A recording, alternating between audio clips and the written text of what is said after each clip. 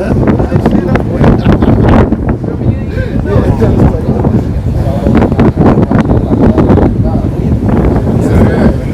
be good. All right, Shalom. First and foremost, we want to give all praises, glory, and honor to Yahweh, Ba'ashem, Yahushai, Ba'ashem, Rakakadash. Double honors to the elder apostles of Great Millstone. Salutation and much love to you, occupy there pushing out his word, truth, and sincerity. And the brothers from Great Millstone, Tampa, back again for another week of condemning this place. All right. And a lot of things going on in America, as you can see. All right, the civil unrest out there in D.C.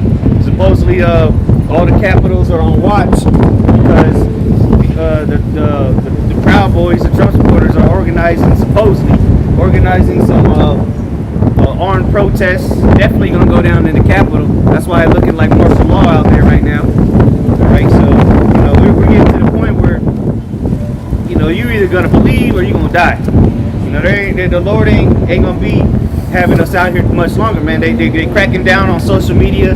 If they doing it to the president, they sure as hell they gonna do it to the everyday person, man. All right, so starting let's take it 15. It's the book of 2nd Ezra, chapter 15, starting at verse 14.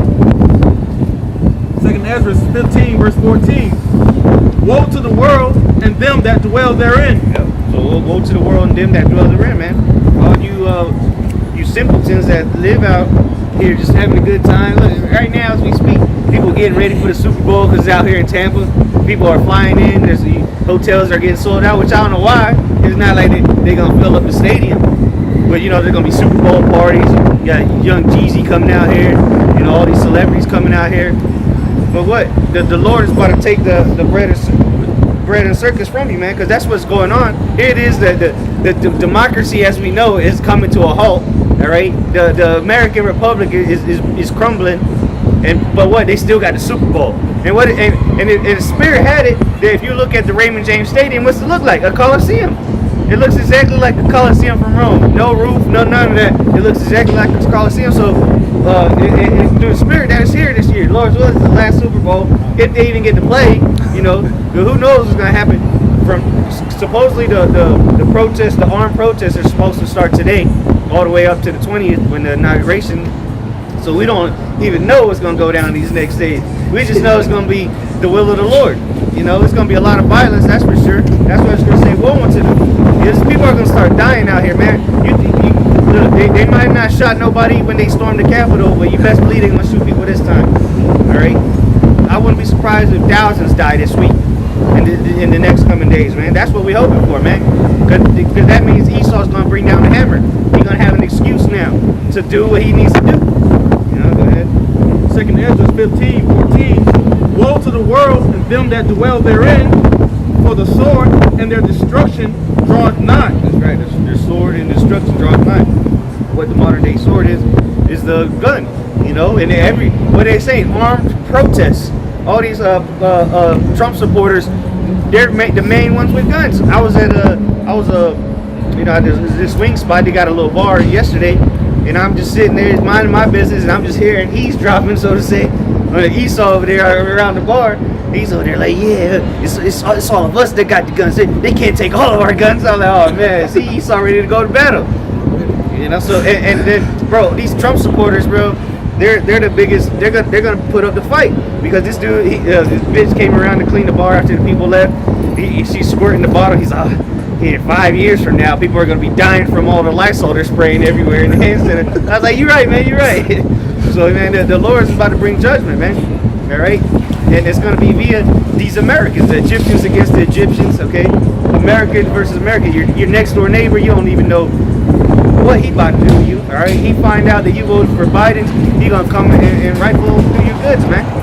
And if I can say somewhere in the mix of all that propaganda that's going out, you have you have some people that's out there spreading things. So I got a couple different text messages giving me warnings about watching out this weekend about these quote unquote racist white people wanting to hang quote unquote niggers. And I was like, wait a minute, what did that have to do with anything? That's the Egyptians versus the Egyptians. You got Biden versus Trump. Where was black people in this? Well, the black people helped get Biden in there. So that's why Esau, they're gonna be killing niggas too, man. Because they're the problem. That's the nigga president. That's y'all niggas president. Yeah. Hey, you good, though? He got to take it over for you. But, yeah, like brother was saying, man. But really, that's what the main battle's gonna be: Esau beefing, because you got a lot. Because remember, the most of those Black Lives Matter marches, the majority, a lot of them was Edomites. Yeah. You know, that shit just in Miami while we was doing camp last week. But it was a Black Lives Matter movement or whatever. Still, it was like 8 of them, but they had little signs. And it was like 1 or 2 niggas in there, and they were faggots. All right, and the rest of them were Edomites. So, you know, this shit's getting moving, man. It's beautiful, though. Antifa, all that. Man, it's all a bunch of devils at the end of the day. But what, Jay gonna get caught up in there because he want to be joined hand in hand. Because now Jay going crazy. Oh, yeah, Biden's going to give us $1,400. Yeah, he going to give us $1,400. Because he's talking about in the first 100 days, they're going to do 100 million vaccines. And I was going to say on the back of that, you know, like brother just said, the first 100 days, a lot of people aren't really looking at that first 100 days with the 100 million vaccines, but, you know, they're using this guys in the Capitol building storming, right, the first one, to bring in the troops in all 50 states because they're plotting all that. But behind all that, they still planning on using that Operation Warp Speed. They already got the troops in place, getting predictably programmed to having them already out there in their sight, man. Exactly. They had, remember, like I said, the Warp Speed was supposed to be what? The military administering the vaccines. They haven't done that. So what, now that they're in place, now it's perfect time to use them. You know, now they got a perfect excuse to mobilize the whole military. Good. So now we're about to see the devil come down with great wrath, man. You see, he got a perfect setup. And another thing they used that the whole Capitol, storming the Capitol, was to censorship. You know, right after that they started censoring Twitter, this, that, all these platforms started stepping up the game on censorship, which we know what that's about. They want to censor us. But what? Go ahead. Unemployment surges to nearly 1 million. Huge miss on expectations. And most of them are women. And most of those are women, man. Going to OnlyFans and shit. Yeah. Well, that's about to be cut off too. OnlyFans about to crash. One day they're gonna wake up, try to sign in, and they ain't gonna be there. So hey, America's finished, man. No matter from all avenues, America's finished, man. But you're gonna physically see it now. You're gonna see dead buildings being decaying. All right, windows smashed, dead bodies. You know the scriptures where they say you're gonna have to step over the bodies. Bro, this is the point we get into, man. Go ahead. It's the book of 2nd Ezra, 15, verse 15. For the sword and their destruction draweth nigh, and one people shall stand up to fight against another. Right, and that's where we're getting. Not just because World War III still brewing, and all while this is going down in America, man. So one people stand against another, not just here in America, but globally, man. All right, you got skirmishes all throughout the world right now. You got skirmishes here in America. Here it is, the home of democracy. And look at it. Look at what democracy led to. A divided country. This was supposed to be the United States of America. Now it's the divided divided States of America. You know. Go ahead.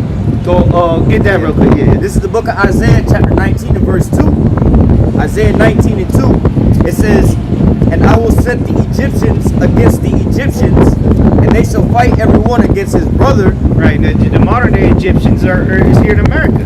Right? Because in ancient Babylon, in ancient Egypt, they weren't fighting each other. They were beating the hell out of the Israelites. But now they did the same thing here in America. But now the Lord's turning them on each other. Right now the Lord is having them with an evil eye towards their brother. You know, shit. I seen one video. I think it was at an airport or something. They're like, man, you're not welcome here. Trump. You know, they had a MAGA hat or some shit. They're ready to kill this man. You know, so this is the point where all this tension is leading to, man. People are looking at each other sideways right now, man. Like, man, this motherfucker probably voted for Biden. Yeah, you know, I want to kill this nigga. You know, follow him home.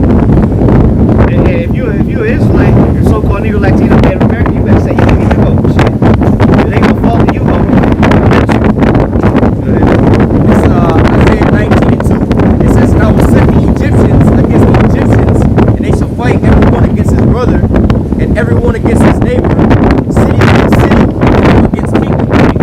City against city, you're gonna have these cities that are the blue states against the red states. All right, this because that's why they do that symbolically. They've been doing that for ages now. or for since voting has been a thing here in America, blue states and red states. But that's the same thing that happened in the Civil War.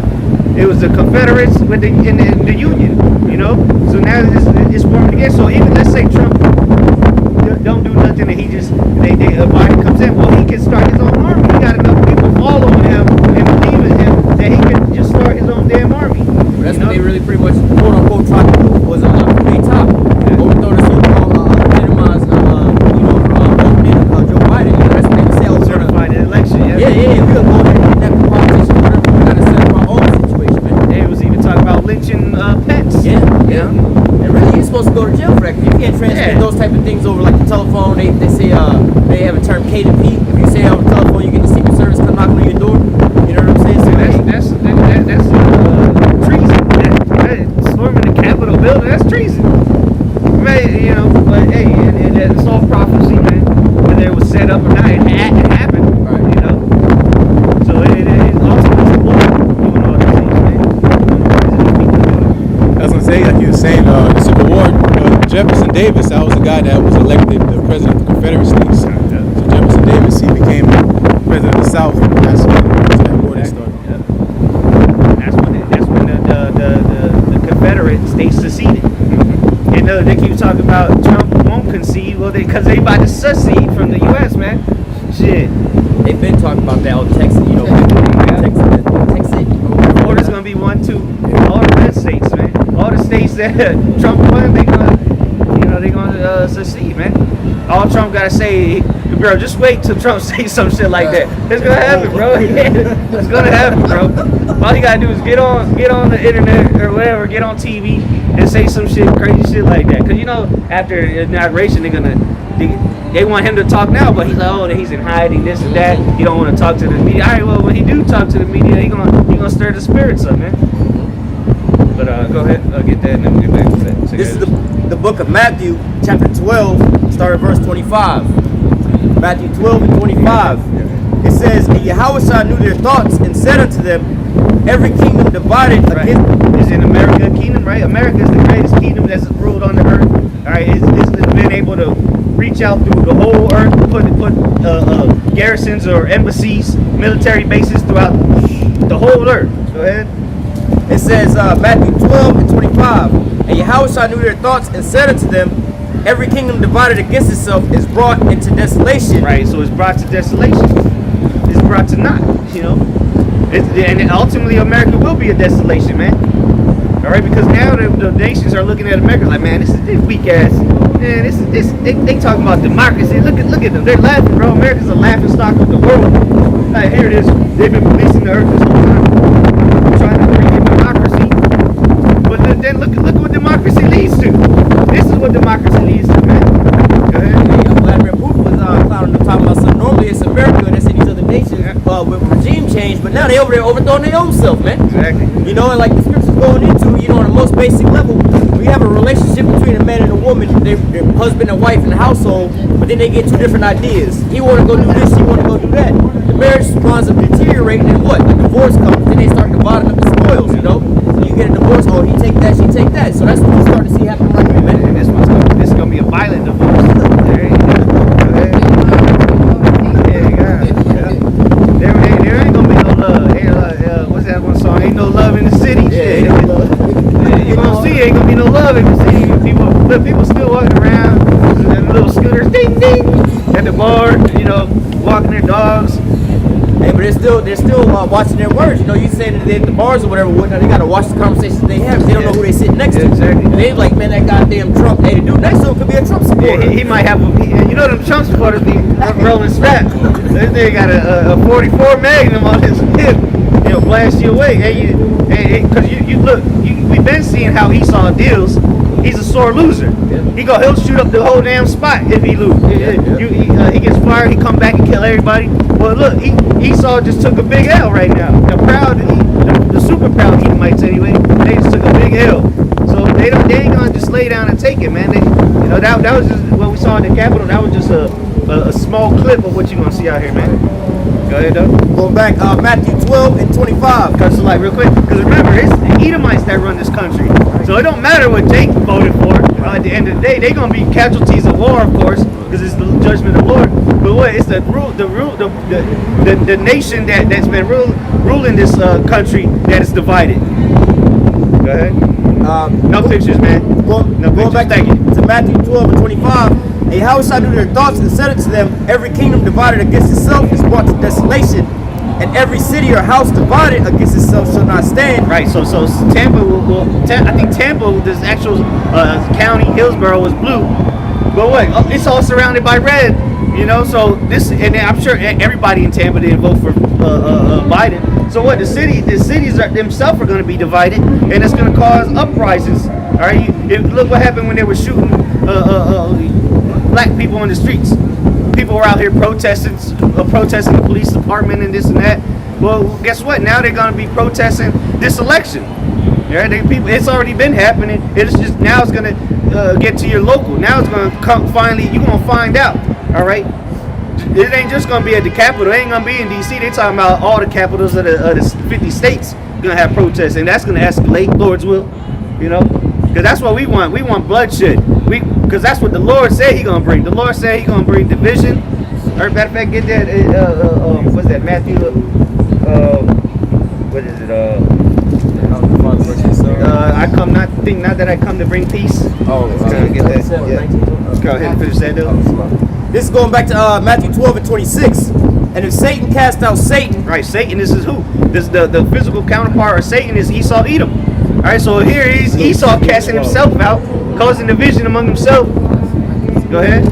It says, and if Satan cast out Satan, he is divided against himself. He's divided, man. The Esau Edom is divided right now. Not only just here in America, but Edomites throughout the whole world. The Russians hate the American Edomites. All right, the EU, the beast, NATO. All right, they hate America. So it's all gonna lead. It's leading America down the toilet, man. You know, we've been saying that America was circling the drain, but now it's damn near in the pipes. You know, that's just in the sewer system right now, man. Go ahead. It says, and if Satan cast out Satan, he is divided against himself. How shall his kingdom stand? Right. How is this place going to stand if it's divided? Half the country voted for Biden, half the country voted for Trump. Allegedly, yeah. You know, I know for a fact they didn't falsify no Trump votes. There ain't no damn way they did that, but I'm sure they did falsify those Biden votes. That's why, you know, I'm with Trump on that. It was a stolen election. What? Who cares? The Lord did that, you know? Get over it. Because either way, you're going to war with each other. And that's what's so beautiful, that America's going to have to go to war with the world. And here it is, they fight each other. And they don't even see everyday people. They have no idea that the whole earth is looking at America in disgust. Right. Like, you fucking bitches. You know, they're like, bitches. That's what you get. You reap what you sow. You right. Because that's how they would invade countries, right? They would bring division and then come in with democracy. Well, now look, you had democracy, now you got the division. So this place is true, man. And the other nations are now they like North Korea, they just placed the strongest submarine nukes. There was a whole parade. You know how them damn Koreans do. Niggas had a parade with all that shit. So now that scripture say, let the weak say I am strong, bro. Now what can America say? You know, they got it. That's like you trying to clean up the block, but your backyard is full of chaos. You know, what can America say to any nation right now? And like you saying, all this division is not just on the Trump versus Biden situation, man. You still at the back of Jake mind. All it takes is one more of you Jakes to get shot by the police, and it's again Black Lives Matter situation. And it's gonna happen because watch, you're gonna see one in these protests. There's gonna be a simple ass nigga out there. He might be the first nigga to get killed, and niggas gonna be mad. It already happened. There was a so-called black woman that got killed by a Trump supporter just the other day or whatnot, man. So once they bring this shit back up, and then remember, you still divided over the damn jab, man. Taking the jab, then you're gonna be divided over whether or not you can go to work or not, man. You got these people that just got all these evictions and everything like that, man. So everybody's stirred up for all. You got people that's uprising over different things, man. People are on the edge, man. And then remember, they've been cooped up for a year. Motherfuckers have got anxiety. They're depressed. Yeah, so they're at the edge. All they need is something to just tip them over. You know, so and people are gonna lose their damn minds, man. See, like people are living in this building, you know, they think everything's cool. But wait till the niggas that ain't living in this building lose their shit. You know, storm it. Yeah, they gonna storm just like they stormed the Capitol, because you know they living good up here. Yeah. You know, this is one of the biggest buildings in Tampa. It's apartments, high luxury apartments or whatever. What's guarding it? Just nothing but glass, right? You got one dude at the desk. An old dude at that. They gonna eat that nigga alive when they come in there. Yeah, look, you got bums out here, you know, all throughout downtown areas. So downtowns, the cities is gonna be the first places really hit. You know, you gonna feel the wrath out here, man. Hey, but you saying the bums and stuff, they kind of used to living at the bottom. It's like these proud ass people are like, oh no, I can't believe these people are the reason why we ain't living right. You know, when you go back to Black Wall Street, right? The real thing that started all that was the fact that Jake was doing good and Esau was so damn proud. Like, I can't believe these niggas is richer than us right now. How the fuck we the niggas and shit like this? That's what they really threatened about when they see Jake getting some kind of power and doing better than them. But when they see their own people, you know, they're like, they all super proud because they was dropping lots of bodies and living nice and having this and that. Now all of a sudden, they starving, they're dead in the food lines or whatever, whatnot. And then they see these people or whatever, whatnot, coming out the doors, walking their dogs. They gonna start storming their damn buildings, man. Yeah, like I said, the bums are used to it, so they'll be able to make it through. But now, since look, there's gonna be a lawless society out here, so the bums are gonna do whatever they want, and they already know the little cracks and alleys gonna hit it. You know, and then most of them are bugged the hell out.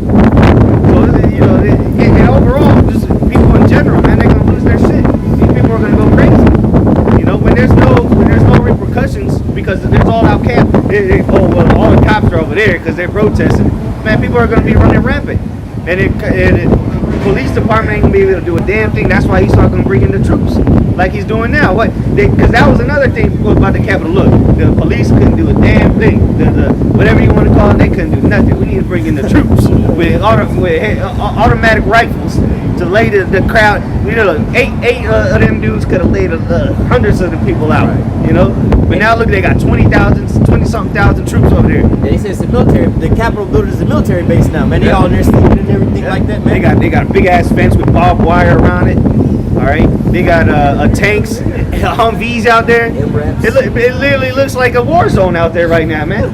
Hey, why do you call the military in? What do you need the military for? You need the military when you're ready to go to war, man. And that's against the Constitution. The military ain't supposed to do shit like that here on the soil of America. No military surveillance on the citizens or something like that. Exactly. They're not supposed to be utilized here. That's like the CIA. They're not supposed to operate on American soil. That's for foreign problems. You have to be out for domestic situations. But now look, they got the National Guard out there, which is they supposed to defend the nation.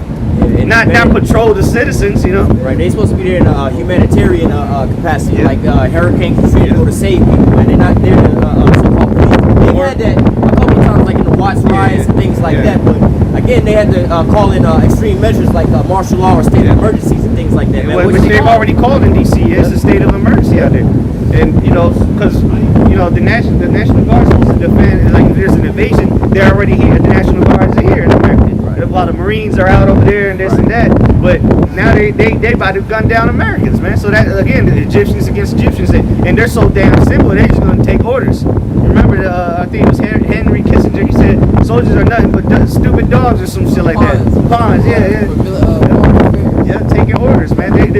That's how simple they are, man. They just take orders. Yeah, this is my rifle. Forrest Gump shit. I'm in the reserves, thinking they just gonna sit back. Oh, I'm in the reserves. And it was reserved for all y'all getting called out right now. Ain't no sitting. Oh yeah, I'm just in the reserves, man. You know, getting paid by the government just to sit and just chill. Look, now your ass being called. Your ass finna get called, man. And then so she's gonna go down here in America, and then something's gonna happen in the Middle East where they're gonna be like, oh shit, we need more troops now. We need troops over to send them over there. So look, it's not looking good at all for you Americans, man. For us, we sitting back and laughing and rejoicing because this is what we've been preaching about. It's happening now. There ain't no doubt about it. It ain't no doubt in our minds that this is the Lord doing this, man. You say that something gonna happen over in the Middle East. When you go back to Rome, their main problem was they had spread too far, and they couldn't pretty much hold themselves up no more because they had wars over here, wars over there, internal strife and things going on. And that's what you got going on right now. Like the brother said, they gonna have something go off in the Middle East or whatever, whatnot. The troops going over there, But you can't even settle on who the president is, man. Exactly. You can't even get all these people to get jabbed up over here, man. You got all these people unemployed and homeless over here, man. You got Jake versus Esau going on. You got so much things going on and everything's collapsing. Yeah, and another thing was with the military during the time of Rome, that the soldiers were getting disgruntled. They're like, man, fuck the senators and this and that. And that's what's happening now. Because look, there's a lot of Trump supporters in the military, and then there's some guys in the military. They're like, man, I'm over here fighting in the Middle East. Like they might be overseas, and they're like, man, I'm over here fighting in the Middle East, and my family's over there starving in America. So they're like, man, fuck this shit. If they come back, they're gonna say the hell with the military and side with Trump. You know? You just had a couple of those top guys either resign and also get fired. I think like the head of the Department of I can't think of what department it was, but basically going into the military and things like that. You know what I'm saying? They wound up resigning over the You got a question? You got a question? Yeah. What's up? Hey, move your book back real quick. We're the Israelites. You ever heard of the Hebrew Israelites? Hebrew Israelites? Yeah, we're the true Israelites according to the Bible. We're the true Jews. All right, so-called Negro here in America is the true Jew, and then you got the rest of the 12 tribes of Israel. The so-called Negroes, Latinos, and Native Americans. We're out here to let our people know that the Lord is on His way back, and America is going to be destroyed. You see all the things happening in America, right? Yeah. It ain't looking too good for America, is it? You're going to have World War III, famines, people are going to start starving to death. There's going to be civil war, all right? And ultimately, when the Lord returns, America's going to be destroyed with thermonuclear missiles, all right? Yeah. That's how America's going to go out. That's why we're out here. The Lord, get Jeremiah 28:8 real quick. Because the Lord always sends out His prophets before He destroys a kingdom or a nation. Like, you ever heard of ancient Babylon, the Greek Empire, Roman Empire, the medieval Persian Empire? They all went down eventually, right? Well, now America's time is up. Now the Lord's coming back to establish the kingdom of heaven on earth. Go ahead and read that. It's the book of Jeremiah 28, verse 8.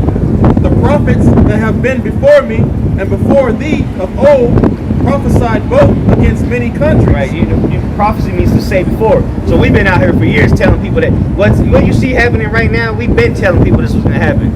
And then now it's happening. So we that's what the Lord does, though, because He want to be justified before He destroys the nation. Go ahead. It says, against many countries and against great kingdoms. America's a great kingdom in a country, right? Yeah. Go ahead. Of war. Of war. You see what's happening. World War III is brewing up, even though they don't show it on mainstream media. You got civil unrest here in America. Go ahead. And of evil.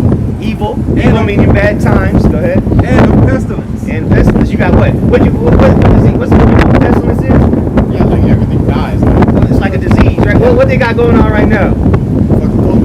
There you go. So the Lord, and then ultimately they're gonna use all this. All this is just a tactic to bring out the mark of the beast, which is the RFID microchip. They're gonna start chipping people, and if you take that chip, you're guaranteed to die in nuclear missiles.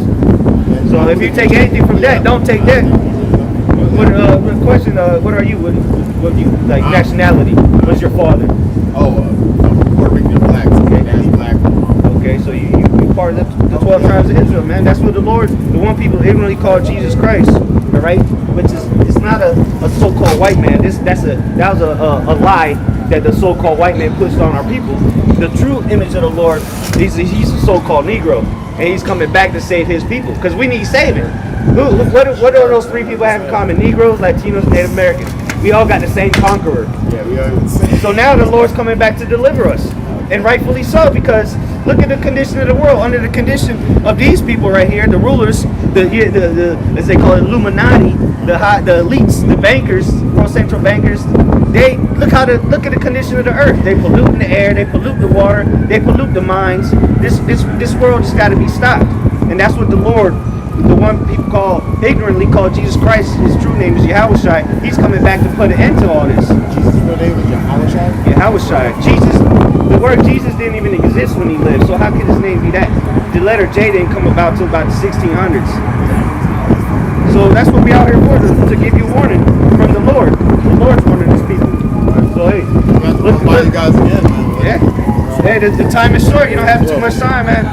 Get right or die at the end of the day. Yep. But let's go back to go to that. All right, man. Look it up on YouTube. We're on YouTube.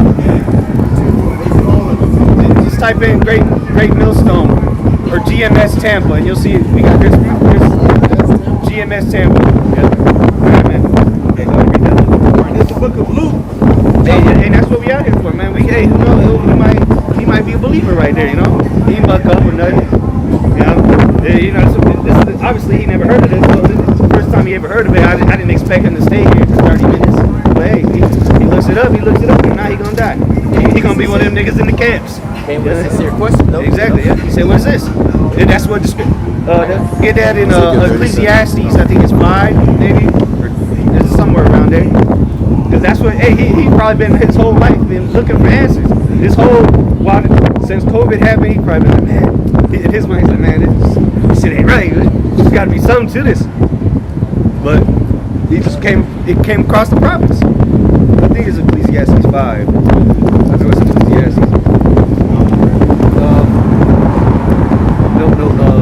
Maybe 10 or 12. I know it's in Ecclesiastes. It says that he went about the city, something like that.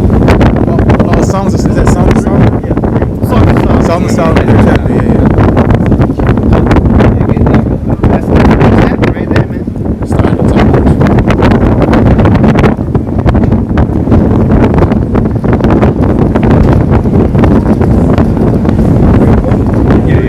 This is Psalms of Solomon, chapter 3, verse 1. By night on my bed I sought him, whom my soul loveth.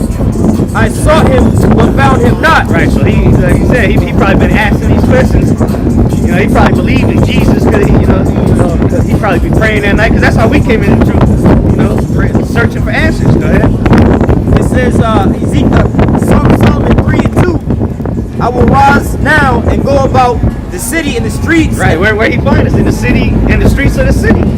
And who knows? The Lord probably got him. He had something in the bag. He probably went to go. The Lord hopped on his mind, man. Let me go get a bottle of liquor, trying to drown his sorrows away. And now, lo and behold, you know, he came across the prophets. He walked by twice. I think I seen him walk by that way first. Okay. Kind of visited and then came back this way. Going back to Psalm Solomon 3 and 2 again. I will rise now and go about the city and the streets, and in the broad ways I will seek him whom my soul loveth.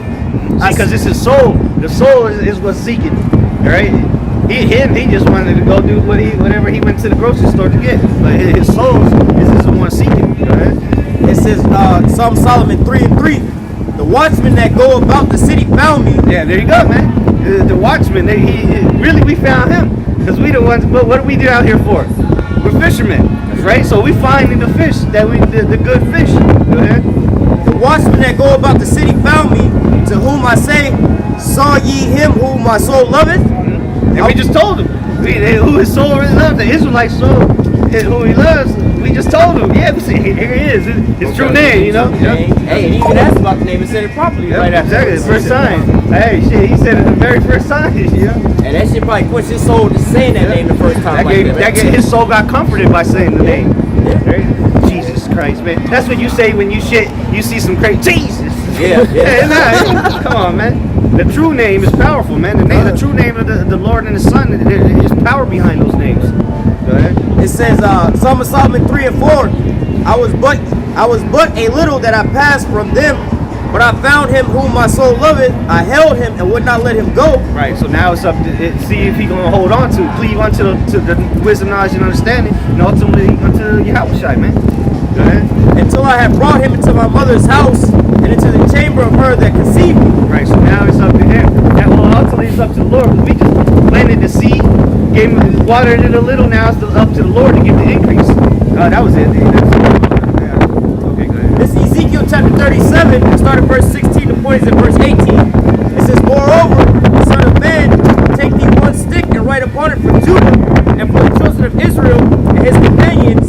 Take another stick, and write upon it for Joseph. Right, so that's the so-called Negroes, Latinos, and Native Americans. That's why we got the sign. And he said, what's this about? Well, we told him, yeah, it's about the so-called Negroes, Latinos, and Native Americans being the true Israelites. The ones you read about in the Bible, the people that Moses led out of Egypt, what's the so-called Negroes, Latinos, and Native Americans? The ones that are being oppressed to this day. The ones that continue to be shot down in the streets.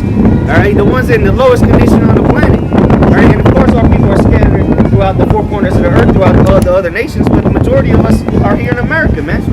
And that's what we got this sign for, man.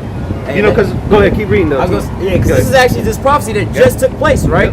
It says, and for Joseph the stick of Ephraim for all the house of Israel his companions. As the northern and southern kingdom, which is going to be one kingdom again, right? Because then going to the biblical history, the nation of Israel split into two kingdoms, but now we're coming back together, right? Breaches are being closed up, man. Right.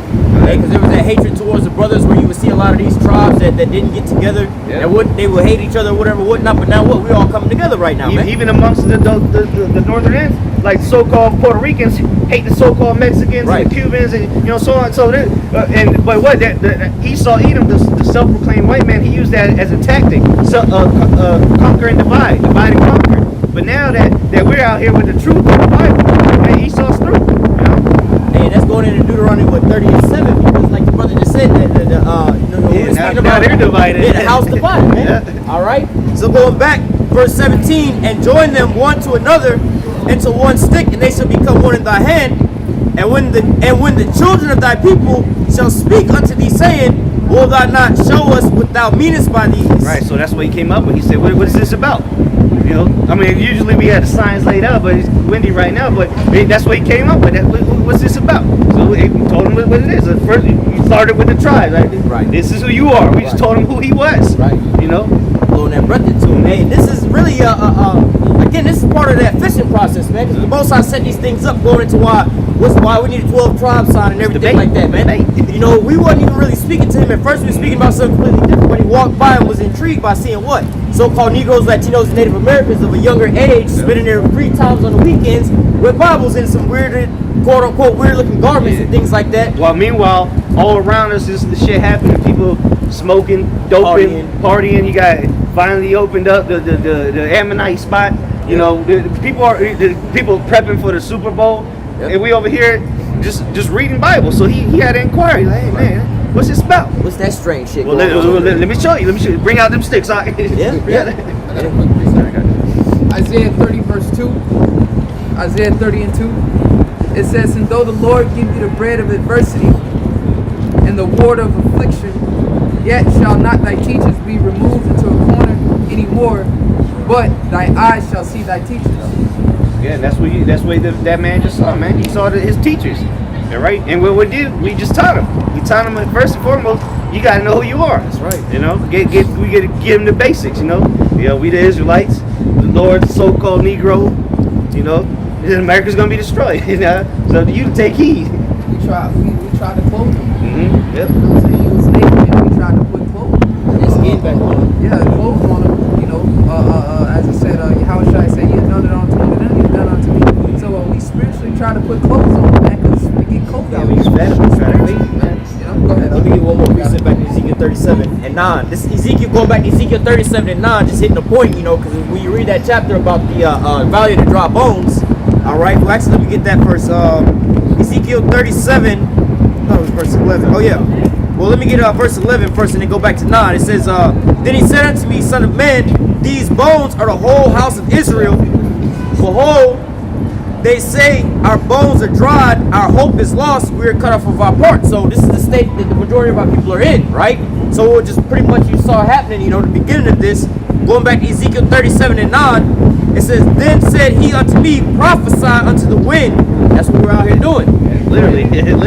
Yeah. We out here prophesying unto the wind. Look, if nobody comes up, we got fruit right here. We don't care. And ultimately, we on the internet. So hey, we doing our job. We prophesying to the wind. There's been times when, hey, look what the apostles, they were doing for years without no fruit. That's right. It's all about just doing our job. The Lord will do the rest. The Lord is doing the rest of it, man. The Lord gonna lead somebody down this very road, and like he just did. This man had no idea he was gonna come across us today. Hey, that literally happened to brothers around us here.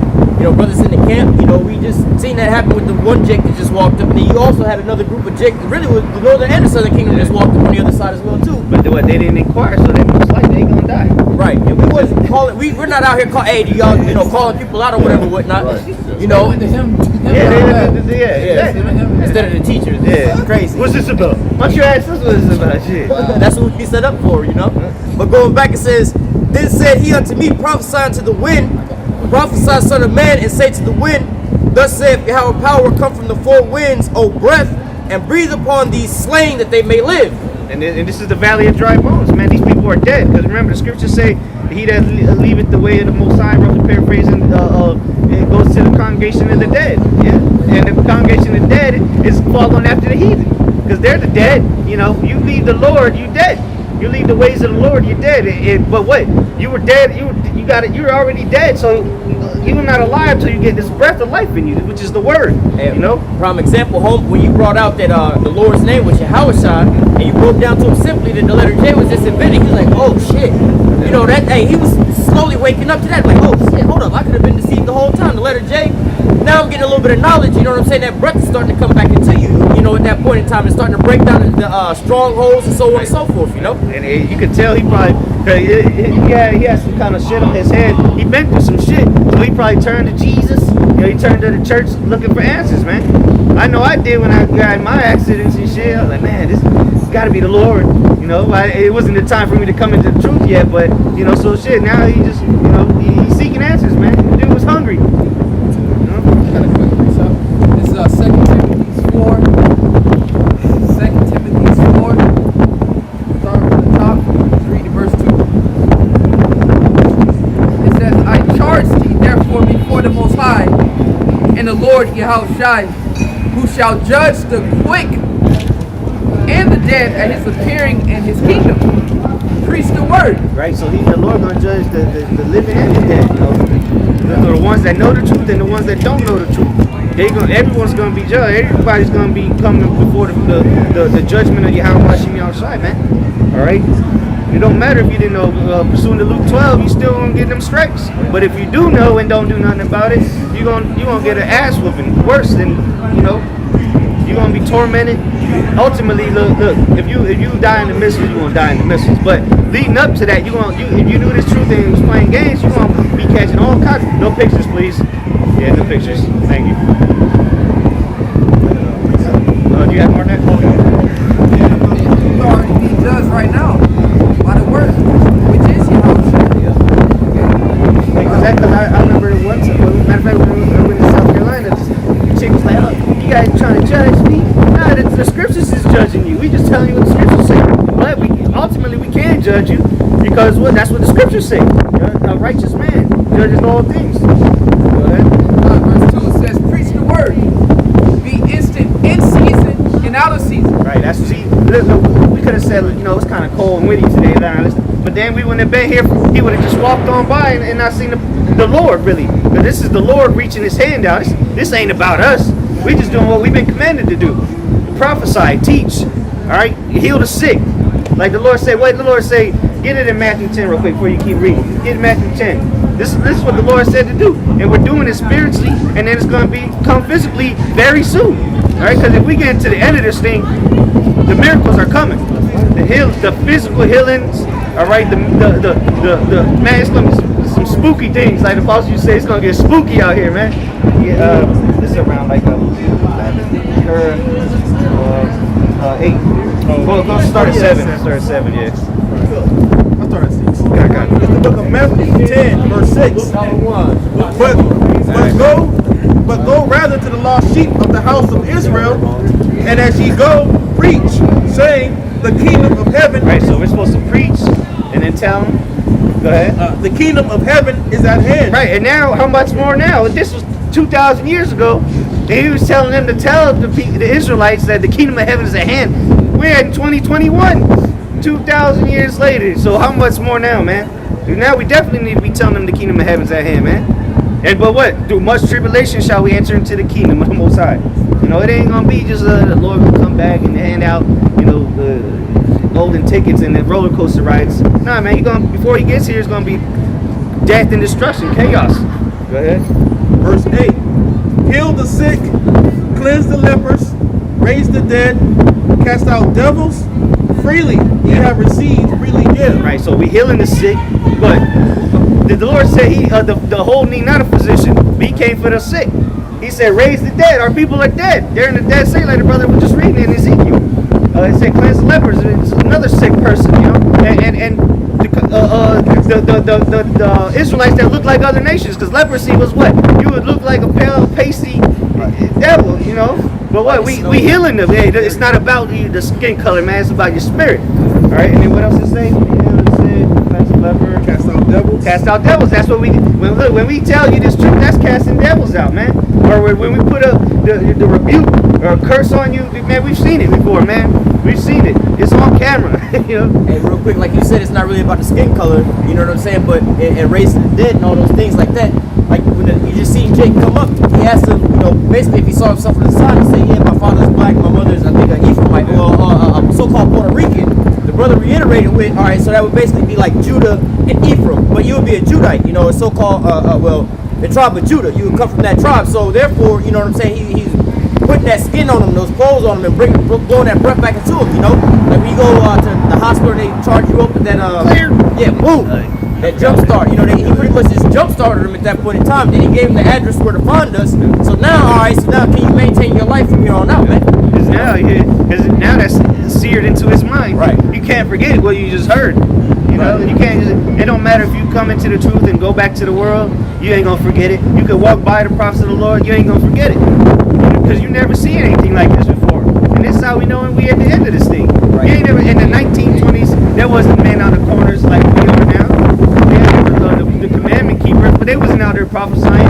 They were following after the ways of Amalek. Right. You know. Go ahead now. 2 Timothy 4 verse 2. And it reads, preach the word, be instant in season, out of season, reprove, exhort with all long suffering and doctrine. And that's what we do with what? The scriptures, man. We out here reproving, rebuking, exhorting with all long suffering, you know. And how are we showing we're being long suffering? By continuing to come out and do it. The world would call us insane or crazy. What's that? Doing the same thing over and over, expecting different results. But we doing the same thing over and over because we know the result. We know the end. We know the outcome. That's right. All right. This is not. Well, again, what they say. They count us fools. All right, fools. Be fools for Yahweh's sake. You know. So you can say whatever you want. We'll see who's right at the end. You know. Hey, it's like Scripture says, no greater love than whatever laid down his life for his brother. We're supposed to make our bodies a living sacrifice, man. All right, when they had the first lockdowns and everybody was scared to go outside and social distancing, we were still out here. We was the only people on the highways and the byways sacrificing our lives according to the world. Prophesying to the wind. Prophesying into the wind for your salvation, man. Showing you love, man. Out here when it's cold, man. You know, not just us. You know, talking about the brothers up north and everything like that, man. Scorching hot. Yeah, hey, scorching hot for us down here, you know what I'm saying? But for the brothers up north where it be snowing and shit like that, man, out there prophesying, man. Nobody on the block is still prophesying, man. And if we're not, let's say it's a hurricane, man, obviously we're not going to be out here. Well, you best believe we going to be doing a live stream, yeah? You can't stop it. The only way, well, you can't. There's no stopping this word because it's already out there. It's too late. You know, the Lord has done what he had to do. And now we're just waiting for the credits to start rolling at this point, man. This is the finale of the movie, man. I was gonna say, when the prophets do get stopped, it's the Most High bringing that famine of word, like the scripture saying in Matthew 24, and this gospel will be preached to the four corners of the earth, and then the end shall come, man. There's no more time for explaining now that judgment is coming, man. And what the word's been spread throughout the four corners of the earth via YouTube. Like, man, the apostles didn't have to go to Africa, they didn't have to go to London, they didn't have to go nowhere. They never even left New York. But what? I believe the first can that popped up was Dallas. How they see them? The internet. Then you had I think LA and then Chicago. And then the camps just kept popping up, man. But what? That's the word being taught to the four corners of the earth, man. Now we at the end. Now we see the end time prophecies taking place. And the mark of the beast is here. It just haven't been mandatory for everyone yet. The hour of temptation is nigh, though. You know, look what's going on. It's a perfect scenario for it. You know, and now that they added some more with the civil unrest because they want to know what you doing. Are you a criminal? You a domestic terrorist? All right, well, prove it. Take this. You know. Oh wait, you got to take the jab. So whether you don't take the jab, you're gonna be considered domestic terrorist. If you do take the jab, you know, so it don't matter. It's the same for it. It's the book of Isaiah 55, verse 11. Isaiah 55, verse shall my word be that goeth forth out of my mouth.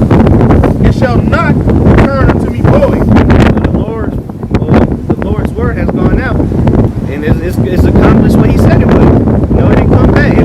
It wasn't empty words or vain words. Right? That's what vain means. Empty, void.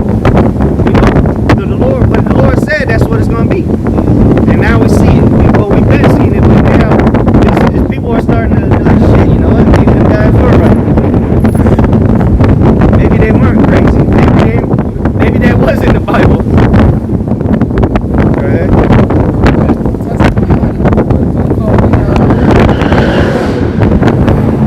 Called me last night. Tell me, I'm woke. Hey, this is shit you was trying to tell me about years ago. And I'm like, yeah, you know what I mean? Now you see it. Huh? Yeah, now you see it.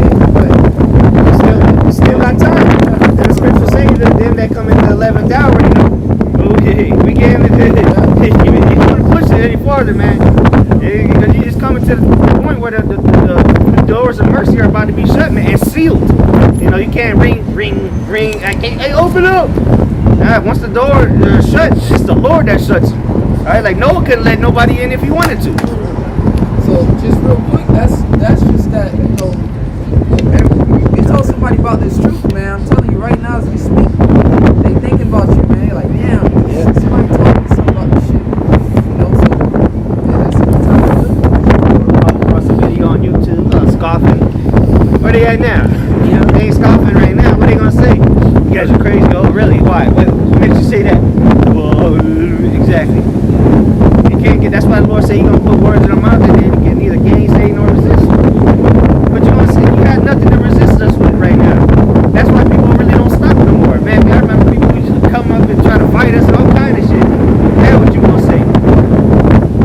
Now we just gonna laugh at you, which ultimately is the Lord mocking you. All right. Now that your calamities are starting to come, the Lord is mocking you. Go ahead, Reading on, Isaiah 55, verse 11. So shall my word be that goeth forth out of my mouth.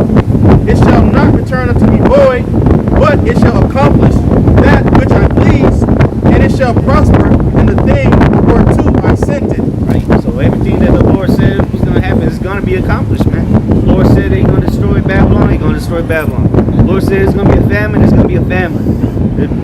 A pestilence is going to be more pestilences. All right. And it ain't going to be what that bullshit they talking about on the news. We talking about niggas walking around like the Walking Dead. With flesh eating bacteria. All right. Because wait till the sewer systems stop working. Running water don't work.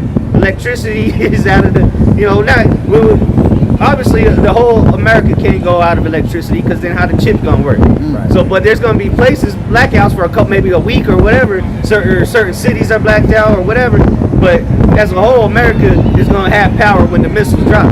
Because there's gonna be people buying and selling. Food shortages already happening, like the put out. Mm-hmm. People haven't realized it yet.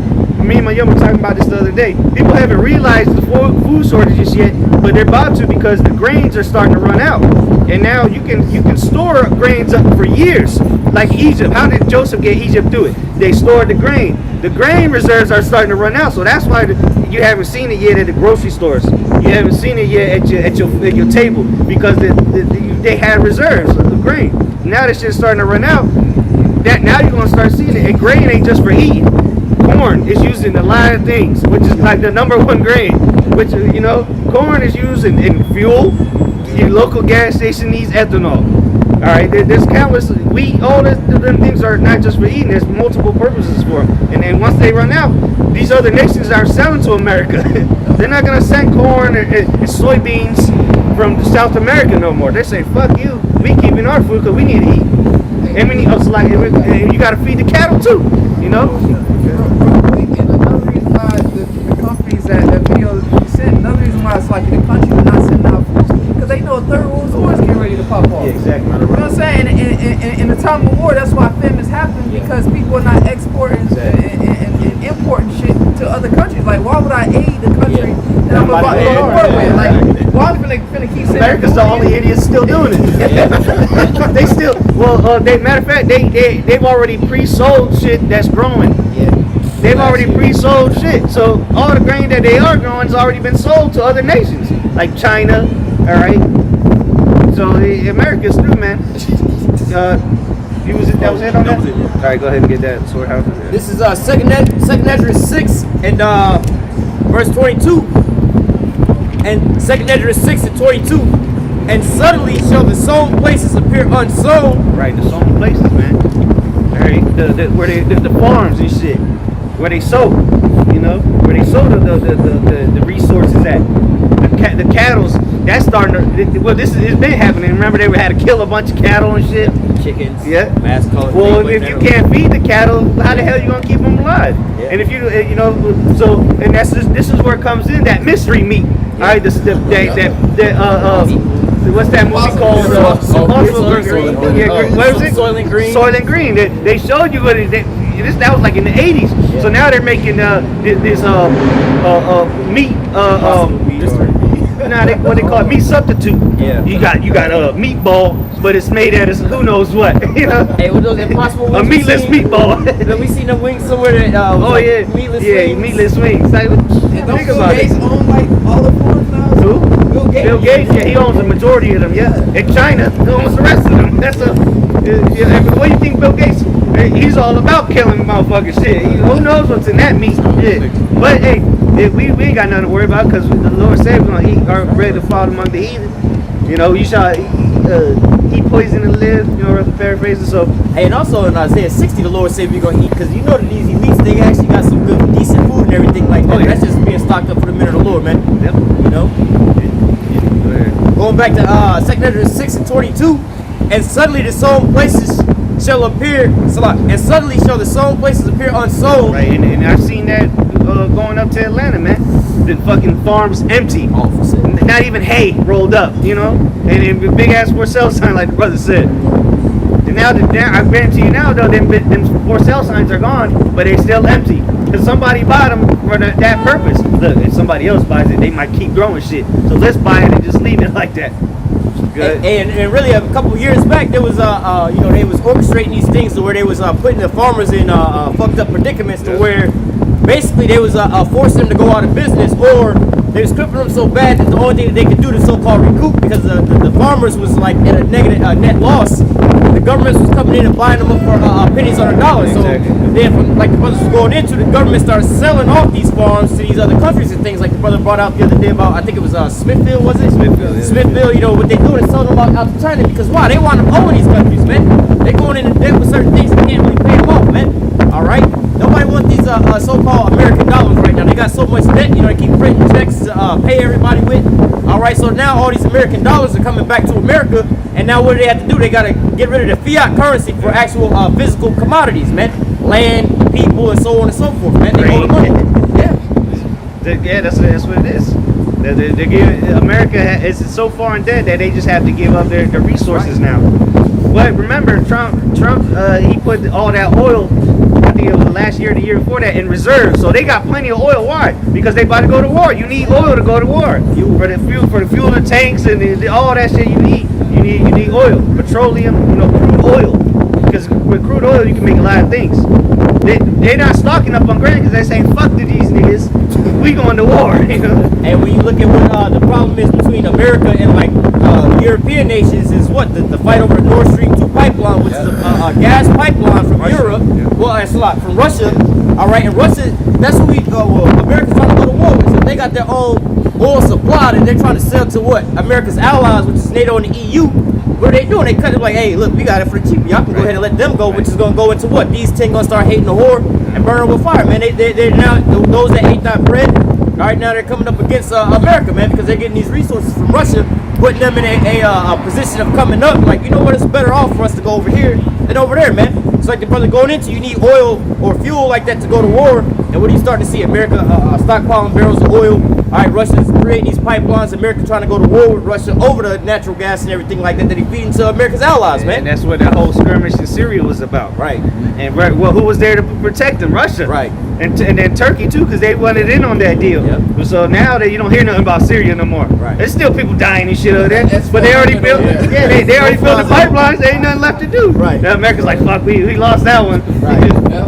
turn into a no-fly zone over there. Yeah, exactly. So because why that pipeline though, Right. and I think they're damn near the #1 exporters now. Yeah. You know, of crude oil. Yep. But what? Remember, Trump was boasting about it. Yeah, Texas, we got so much oil, this and that. But what? They're not selling it to nobody. They're hoarding it up, hoarding it. You know? Yep. Go ahead, though. Let me finish this off. Second Ezra 6 and 22 again. And suddenly shall the sown places appear unsown. The full storehouses shall suddenly be found empty. Right, the storehouse is the where they store the foods. All right, because they don't go from the farm to the grocery store. They go. There's a process. There's the warehouses, so to say, where they keep all this stuff, the grains, all right, the meats. All right, this brother, he tell you he's eating them. And them bitches are starting to get empty now. You know. And going back to the so-called pandemic and the lockdowns and things like that. Oh shit, we didn't have an outbreak at the storehouse. Burn everything. Yeah, 4 people that got the pandemic. You know what I'm saying? We got to get rid of all the food and everything like that because it's all contaminated, man. That was all strategic, man. For that, it was. There ain't no damn dead frozen meat got COVID on it, man. Right. Come on, man. It was to bring the food Supply supply chain. yeah. Right. You know, take Raise one the link, price. take one link out of the food supply chain, Yep. and then bam, it's disconnected. You're raising the price of the food, making it more scarce, but then you got people going unemployed and then begging for a $600 check. So if the food is going up, your income is going down, there's no place to meet in the middle, man. You gotta have that happy medium. That's what they call like a so-called cost of living. This is how much you get paid and this is how much it costs to live there. When one goes up too high, you can't afford to live out there no more, man. And that's what Esau's doing, man. He's doing all this strategically because what? He want to bring in the chip. You know, that's how he want to bring it in. Like, okay, well, your money's no good. It's what, $600 can't even get you a lunch. You know, a Lunchable. So, you know, take this chip and then now it's a different currency. You know, there ain't no paper-based money. It's digital, and it's gonna be a global currency. You know. And what we'll pay you to like now we'll pay you. I heard I think it was General Dollar Store. They'll pay you 3 or 4 hours, so they'll give you $28 to take the vaccine. And then, another one of the brothers said that in one of the states, I think DC or somewhere up there, they trying to pay Jake out there and weed and everything like that. Like, come on, man, how senseless this shit is. Like, come on, man. They trying to entice I seen that. I saw the elders had said. I was like, yeah, that's gonna be the last puff pass they have. Shit, they gonna be on the chair like Stephen Hawking after that shit, trying to hit it. Hey, we're going into wouldn't sell a man again if he sells his own soul. Like y'all selling y'all soul for cheap, man. You know what I'm saying? Like $600, you can't even pay 1 month of rent. Like where can you find housing anywhere in America for $600? You know what I'm saying? 1 month of rent is $600. You can't even go get a studio for that, man. Yeah, they pretty much that was not even a spit to the face. That was a drop kick to the face. They gave you $600 for the last 8 months. that ain't gonna do nothing, man. That's a disrespect, man. You damn near get way more than, or just about the same amount every month on food stamps, man. Some people get like $400 or $500 on food stamps in a month just for food, not just for rent, but just for food. So how much more are you trying to pay rent? You know what I'm saying? Your car note and everything else for $600, man. That you can't afford to do shit with that $600. And them foods, all the benefits, that's coming to an end. They can't look. We giving you money, we can't give you both. So that's coming to an end. But what? That's why the scriptures say that the women, you know, talk about the teeth shall fail them, you know. So that we get to the point where they already hurting these women. Because the brother brought up 1 million jobs out. Well, most of them is women. Now they trying to do all this and do only page or you know, back page or whatever page they want. You know, and soon you're gonna have bitches out here selling the box for a sandwich. You know. Hey, that's already happening because that's like the brother said. Having in Venezuela shit. Well, yeah. But they talking about, you know, all these women think they can go to OnlyFans, but they've oversaturated the game, man. This is supply and demand. It ain't. Right. Look, there's too much supply, not enough demand. Ain't, you know, you gotta be a simpleton to pay $28 to see a bitch on. What the hell? It's real simple. You just gonna have to start selling flesh. Exactly. What the bitches? Where's your address at? I mean, you know, I'm not sure on the prices, but I think it's like $20 or less than that. It might be less than that. Yeah, so they do it monthly, but it ain't more than $20. Look, you got 20 followers at $20 a month. You hurting?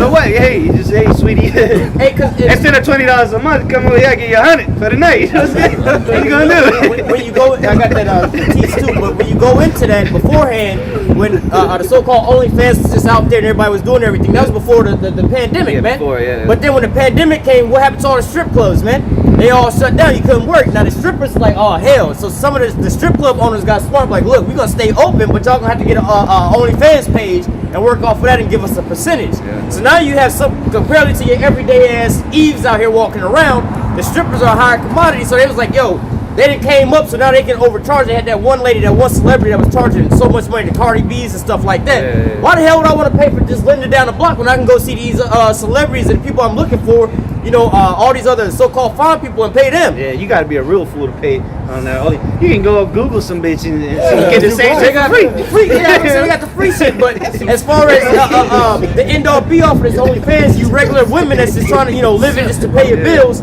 you in competition with these celebrities that's out there hurting because why? They can't go to a concert and perform and everything like that.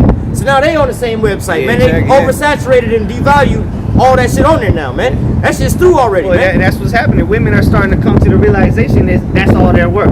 Their box. Yep. So, and on footage ain't cutting it. Yep. You know? So go ahead. This is Isaiah chapter 32. I'm gonna start at verse 9. It says, "Rise up, ye women that are at ease." Right. So hey, look, that's already happening. They gotta rise up because they were at ease. These dime bitches, these 8, 9, 10 bitches, that the society says they are. You know, they hurting right now. You know, they living in the tallest building in the city, you got the Mercedes of the year. Now what? That Mercedes probably got repo. She about to get evicted. Hey, beforehand, all she had to do is just go out here, give a guy a little bit of attention, talk to him on the phone or whatever, whatnot, give him a little action like that. Now they actually got to go and sell their box like that, man, to all these different people and actually go and have sex with them, man. Now they're actually having the result of selling their body. Beforehand, they could just go and flirt. Hey, what you doing? You want to pay my bill, pay my car note? Yeah, got 8 niggas paying their bills and shit. For a thought or a chance to actually sleep with her. You're not even necessarily getting to see anything. It's just that illusion. Yeah. But now they're actually having to sell the box, man. These women now are all being forced to become prostitutes and sell their box. Yeah, because that's what they would say. Well, I'm on like a bitch on OnlyFans, showing her sit body on there. She's like, I'm not a whore, blah blah blah. Now you're gonna be forced to become a whore. You know, if you claim you weren't a whore, well now you are. You know, and you're gonna have to do what a whore does and sell the box. Hey, and again, a lot of these women beforehand was living so-called nice without having to like they would say, I wouldn't have to lower myself to become a stripper. Yeah. You know, there's these women that's out here, they all down here at the bars, man. All they gotta do is go over there and talk to these dudes or whatever, whatnot. The majority of these women wasn't out there showing their body and so on and so forth. But now, you know, they were at ease. Now they have to rise up. Now they actually got to go do some physical work, man. Now they got to actually go sell their body, like the brother said in Venezuela. We was seeing that video about the girl who was crying, talking about she had to sell her body for $12 to whatever they want to give because it's oversaturated out there, and she's got to do this to eat, man. Yep. You know what I'm saying? So and now with the whole thing, the niggas ain't got money to be paying for these bitches' bills. Right. He can barely pay his bills. Right. So what they gonna? Soon it's gonna get to a point where like, listen, I'm not finna pay this bitch. I'm just gonna take it. Yep. So you know, the whole Micah 7. We'll keep going. But Isaiah 32 verse 9. Rise up, ye women that are at ease. Hear my voice, ye careless daughters. Right, because these are, especially our women, been just careless as hell, man. Proud as hell. Talk shit to you in your face. Now look at them. Now, they still got a certain facade about them right now. They still under the delusion, but they go home at night and like, fuck, this shit's getting rough out here. Right. You know? Hey, like the brother just said, these men don't have that kind of money, but being these careless women, literally all they have to do is go down to this here bar with a nice little dress on or whatever, whatnot. And these simps is out here trying to buy them drinks, do this and do that, roll up in the Lamborghinis, like, let me take you out here, let me take you out to eat, let me buy you this, let me fly you out there to whatever, whatnot, man. And soon that's not going to be enough. Because look, women, at this point in time, a Lambo ain't going to protect a woman. Right. Well, that's why the scriptures say a man shall be a hiding place. And what happens when the money is worthless? That these niggas got a Lambo, nigga could pull out a wad, and these drug dealers and shit got a wad of money. That's going to be useless. Yeah. You know? Can't eat the Lambo or whatever. Exactly. Yeah, the Lambo ain't going to save you for the nukes and shit. Going back, Isaiah 32 and 10. Many days and years shall you be troubled, you careless women. Yeah, and this is where we at. Many days and years, you know. And Lord's will, it ain't physically years, but these bitches are being troubled, man. And it's going to continue to get worse and worse. right, dude, women are about to be humbled, man. They ain't gonna be. Look, you're gonna see less and less women out there protesting, because more and more of them gonna get beat over the head. Some of them that might die, get raped. Hey, what I always say, there's gonna be a lot of killing and a lot of raping. Basketball over there. Hey, but in actuality, they have been going many years where things is going downhill. Because beforehand, they used to complain about, oh, these niggas out here is broke, man. This nigga, I need to go find me a baller, man, go get a bag. They can't buy me a Birkin bag and so on and so forth. Again, now they over here doing all this just to get a bite to eat, man. All right, they gotta go subscribe to go to this OnlyFans type of things just to eat and pay their bills, man. It's not just the so-called broke nigga. They gotta go find multiple of these guys to sit here and do so on and so forth, man. So things is bad for them right now, man. Shit, some of these bitches is getting evicted. They just trying to fuck with a nigga just to sleep, have a place to lay her head at night. Hey, and they tell you about that. You know, they go out on dates just to get a meal at night.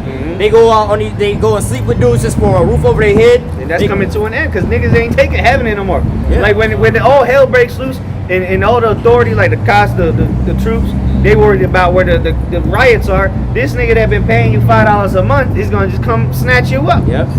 Hey, also it's been going on for a while. You had a lot of these so-called decent looking women that are homeless living in their cars. They got the gym memberships. They go over there just to shower at the gym. Damn. You know what I'm saying? This has been going on for the last couple years. Like that's what they won't tell you, man. They got a YouTube YouTube channel showing how they live in cars and shit. Like, it's pathetic. Tiny living or whatever they call small time living or whatever, whatnot. Hey, but they like regular decent women. And this was before the OnlyFans craze and everything like that. But now, you know what I'm saying? Again, they going out on dates just for a meal at night, just to eat. You know, going to go sleep with some man overnight just for a hot shower. You know what I'm saying? And a place to put the rest of their head overnight. Get gym memberships just to bathe every night, man. And that's why they say rise up you women at ease, because they've been at ease. They've been just because they were pretty or sexy. They didn't have to work for it. They were just giving it to. Now that's coming to a halt. That's gonna be a curse unto you now, because everybody gonna be looking at you. Them ass implants. Them yoga pants, that box showing this, and use as advertisement. Yeah, because they're gonna be on the top of the hunting list. Ugly bitches, they gonna be getting raped too, but the pretty bitches gonna be the first ones. You don't see an ugly bitch like, things I do to her. Yeah, you see a pretty. So now the tables are turning, man. Yeah. Go ahead. Keep reading.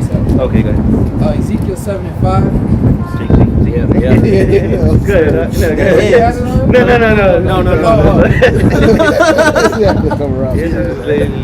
Living at ease. It says, "Thus said the Lord God, and evil, and only evil, behold, is come, and end is come. The end is come. It watcheth for thee. Behold, it is come." Yeah, and the evil meaning ill times, bad times. That's it. And it all you get. Yeah. It ain't what's that one song? Mainly it was a white chick song, but like white girl song. Girls just want to have fun. It ain't too fun right now, man. But again, there's still an illusion for some of these women. The ones that were at the top of the food chain, they still got something to fall back on a little bit. They made enough off of exactly. Because there was bitches making ridiculous strip bitches out there in Magic City, strip club in Atlanta. These bitches making 6 figures a year. Yeah. Now ain't nobody going to Magic City like that. Easy at night. Yeah, easily. But now it ain't looking like all these strip clubs that they're making mad money a night. Yeah, just 8 people in there and 2 strippers. Hey, but really, the wisest of the women, this is going into Isaiah 4 right now, man. Because the wisest of the women that's actually doing good right now are the women that had homoed themselves beforehand and actually got a dude to be their heads that actually worked a legitimate job. They was a so-called family woman. They submitted to a man. They living with a man, and he probably still working right now and still got some funds or whatever, whatnot. And all she had to do is be a mother to her kids or whatever, whatnot, and so on and so forth, man. She's not resulting in selling her body because she wanted to be free and independent and do whatever she wanted to do. You see these women that's been married for the last 5, 10 years or whatever, whatnot, got kids, grandmas, whatever, whatnot. They're not out here selling their body like that, man. Not yet. They're gonna get there, but you know what I'm saying? The only ones that are gonna be good are the ones that come to a man of the Lord. But that's what I'm saying. You can kind of see that already happening now. The women now, compared to all these women, the women that was living careless and everything like that, they're already hurting. But the women that had already had regular husbands, not even talking about the men of the Lord, they're doing better than the regular women, man. So how much more when Isaiah 4:1 come into play, man? All right. And we're not talking about financially being good, because everybody hurting. But when that Isaiah 4:1 comes, it's gonna be a hedge of. You're gonna need a hedge of protection, and money ain't gonna be it. You got a bank account, you still got some money, you got Bitcoin. Your Bitcoin blew up. Well, that shit ain't gonna save you. You know. But for right now, it's still you still able to use it, but you know when the whole world is about to change over monetarily wise. You know. You have more of that? I think it's one more verse. This is or two. Isaiah 32 and 11 and 12. It says, "Tremble ye women that are at ease, be troubled ye careless ones. Strip you, make you bare, gird sackcloth upon your loins." Right, and that's where we're getting to. With sackcloth is there in mourning. All right, so they need to be trembling, but you still got a lot of women out here proud as hell, man. This is haughty as hell. But what? They about to be humble, man, and it's gonna come like a thief in the night for a lot of these women. All right, when they wait till that shit really hits the fan, and then you can't do a damn. The women can't defend themselves, man. That's why they have to submit. They have to submit because what? A man can just make you. If you don't want to submit, a man can make you submit. Ain't a damn thing you can do about it. I don't care if you a fucking 300-pound heifer. If a man really wants to take you down, he gonna take you down unless you're a little simp, 80-pound simp.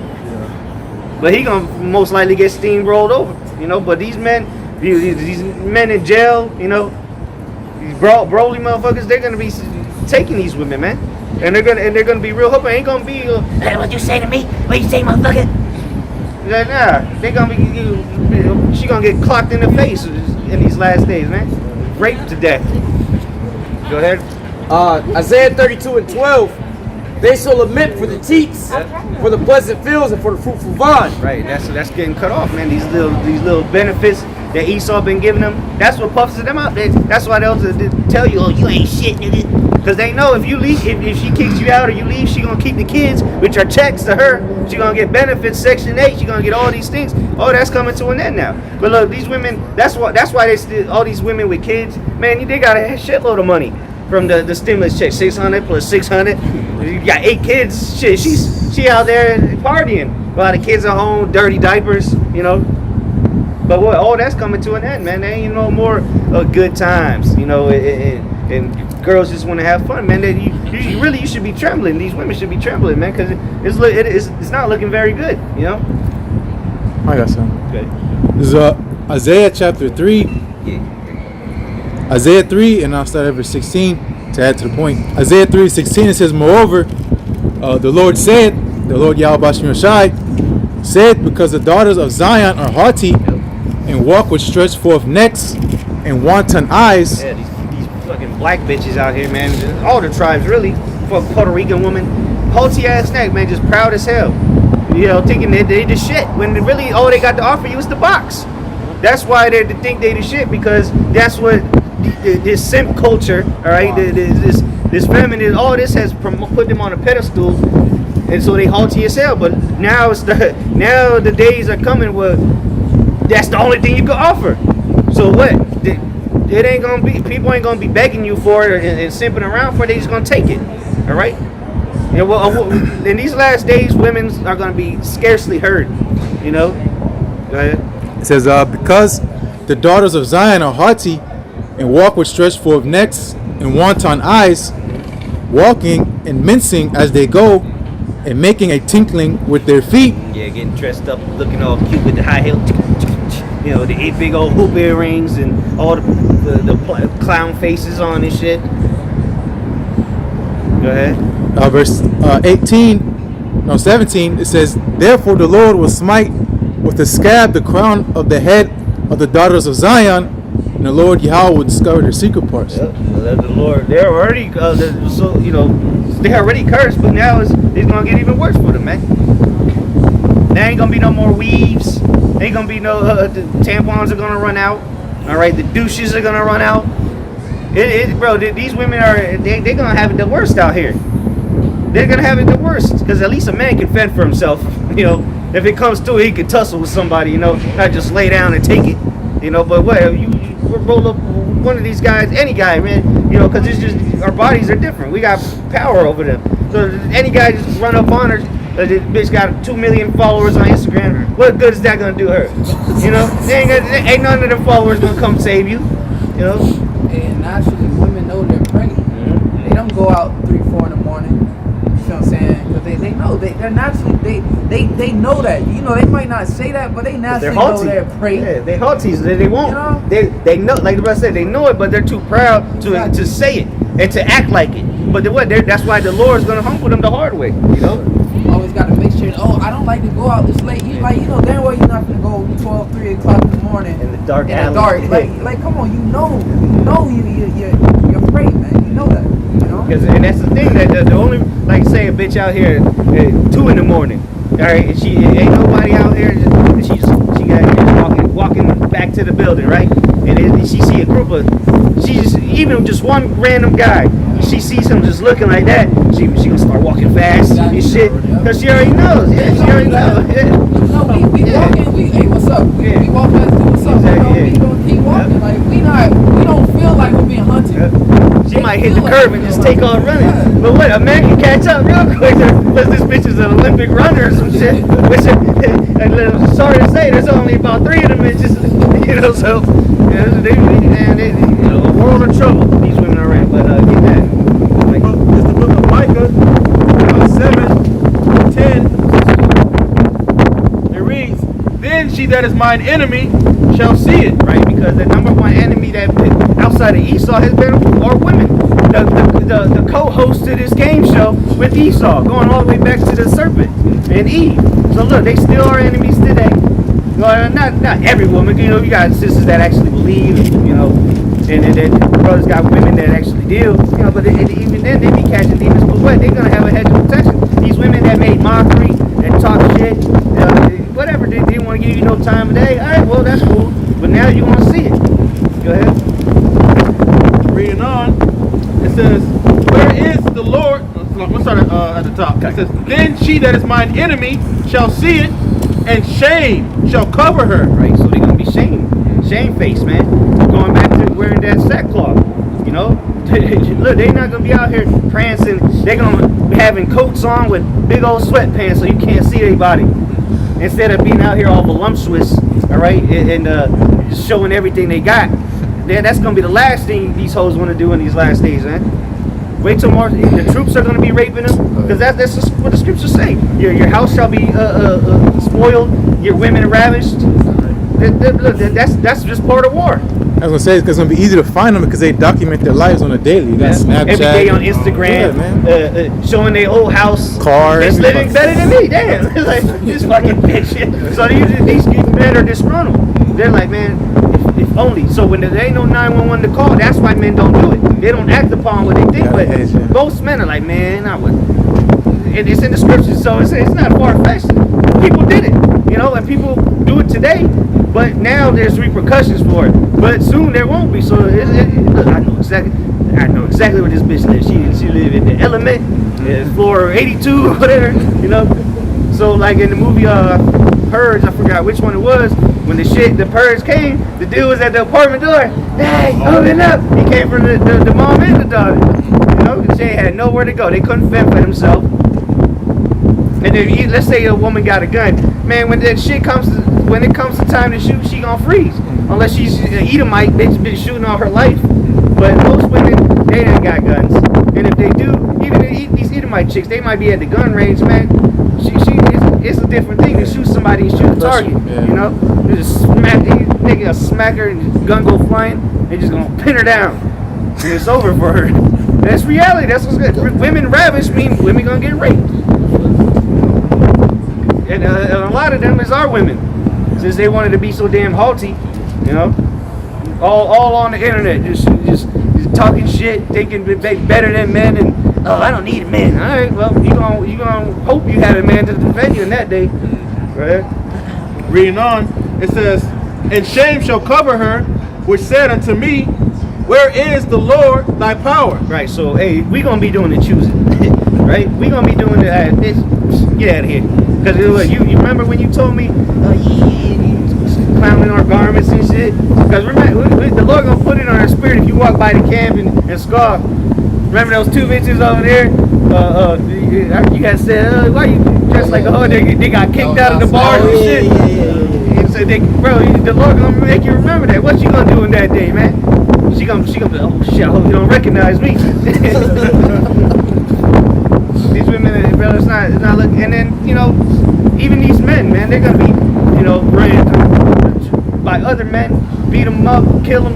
The troops are gonna be doing a lot of raping too. Shit. Not even just, foreign troops. These American troops gonna be doing it too. Shit. Go ahead.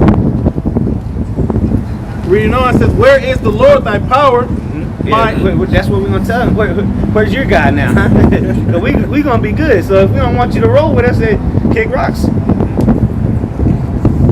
Because now really it's the man that chooses at the end of the day. Because the bitch can be fine, but if you might pop her once, but you want to deal with her again, you keep moving. But it's up to them to help spread the legs for you.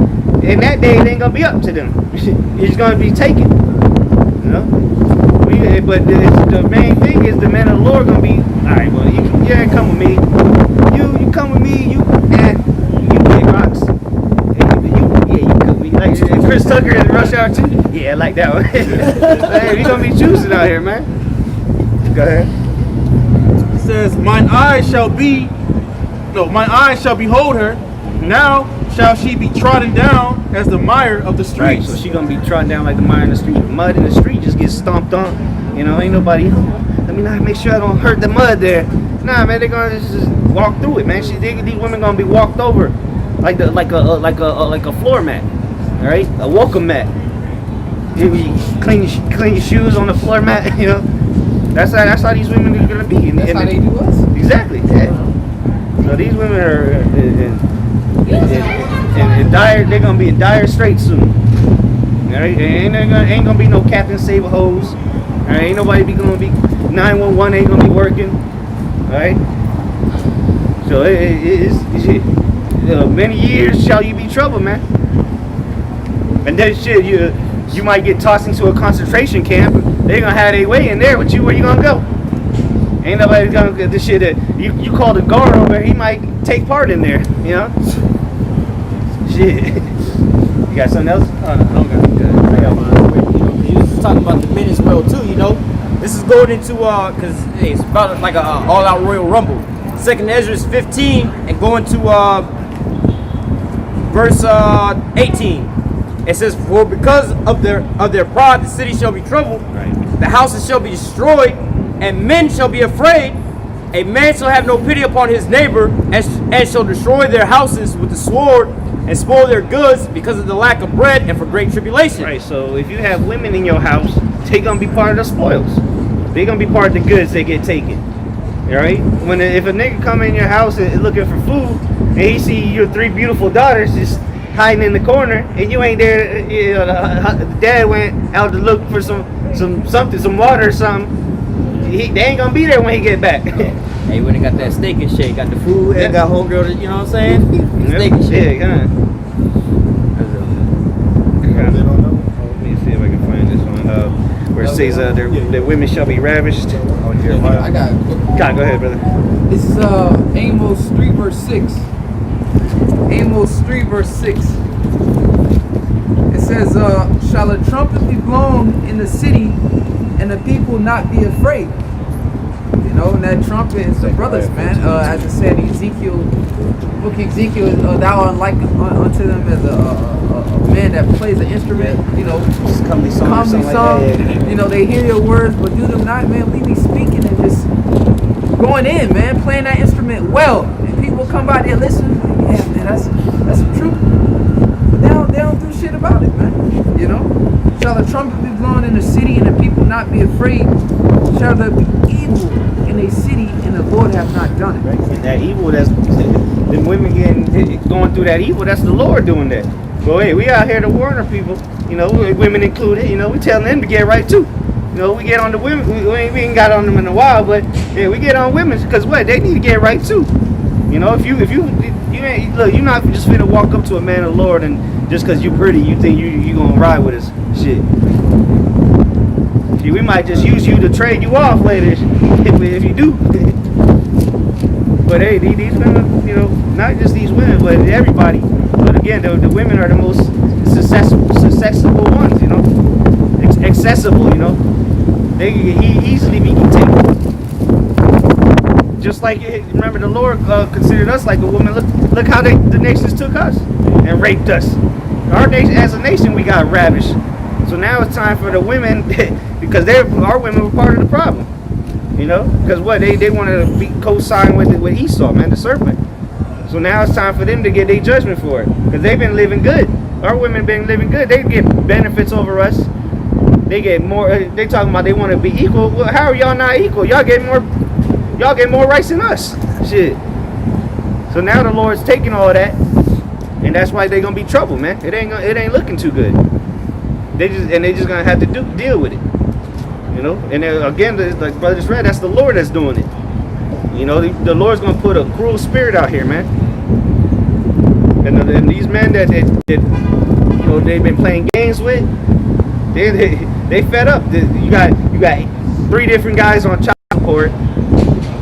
Then or some of them probably got locked up because they couldn't pay it. Well, they looking to take her head off, man. You know, treating their kids like shit. But you got him on child support. You know, these men are gonna, you know, come for your life, man. That's why the scripture even say, thy lover shall hate thee. You know, seek thy life. all these fans, right? All right, well, they're gonna be at your door, all right. They're gonna be fans, all right. When they come swinging in. Go ahead, you got it. Yep. This is the book of Zechariah, chapter 14, starting at verse 1. It says, behold, the day of the Lord cometh, and thy spoil shall be divided in the midst of thee. For I will gather all nations against Jerusalem to battle, and the city shall be taken, the houses rifled, and the women ravished. Right, so this happened before. And right, when Israel was taken, every time really, when Israel was taken over, conquered, you think that these nations would just walk in there and just let our women be? Nah, man, they were taking our women. They're having their way with them. Just like during the time of slavery, you had these house niggas, the women that were up laying with the master. That's why you got a lot of tears out there, you know. But they were living good. Like you watch Django. Remember he had the Mandingo fight. He had the black bitch in there. She was over the Edomite bitches and shit, you know. But she that was our people, you know. That's reality, and they still doing the same shit today, you know.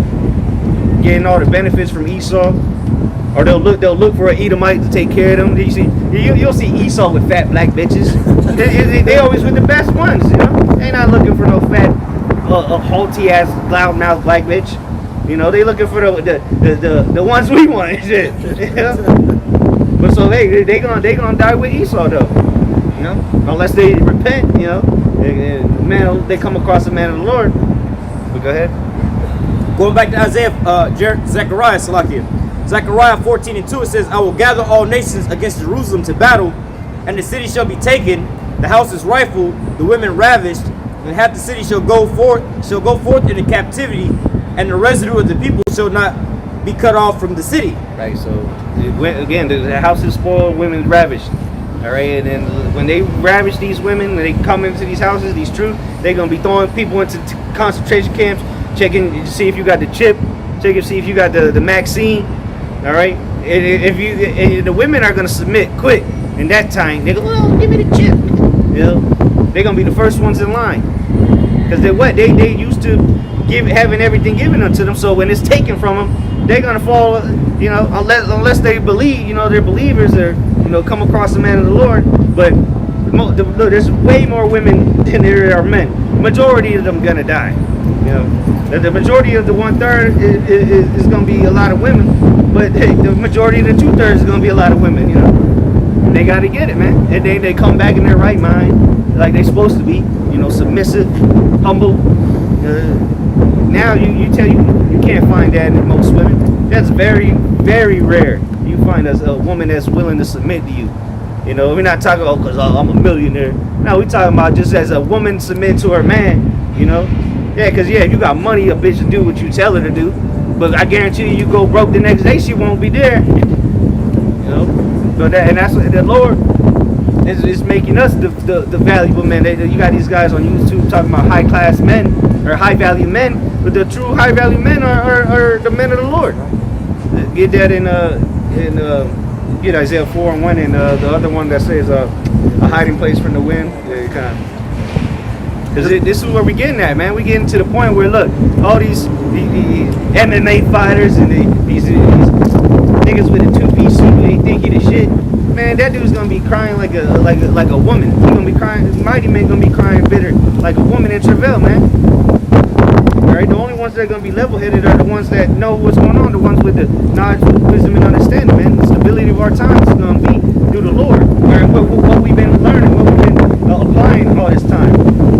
These niggas out here, these chumps. You got his whole outfit costs more than my rent. And then guys like that, they're gonna be through, man. Go ahead. I got both.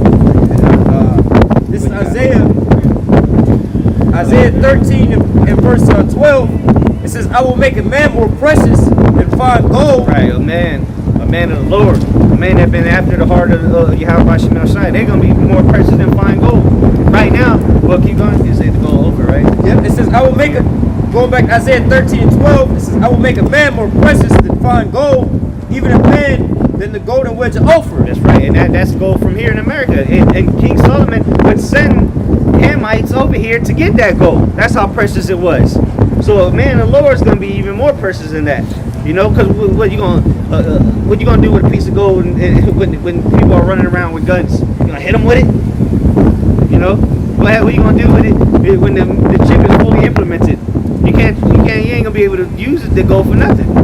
You know, eventually, now there's gonna be a time when you can use it to barter, but eventually you ain't gonna be able to do nothing with it. But what? The man of the Lord said, "My servant shall eat, my servant shall drink." So if you around one of those men, you're gonna be good because the Lord's gonna show favor unto that woman. Because we'll get to it in Isaiah 4. Say she gonna be she ain't gonna be. We're not gonna feed her. She's gonna need to get her own shit and bring us food.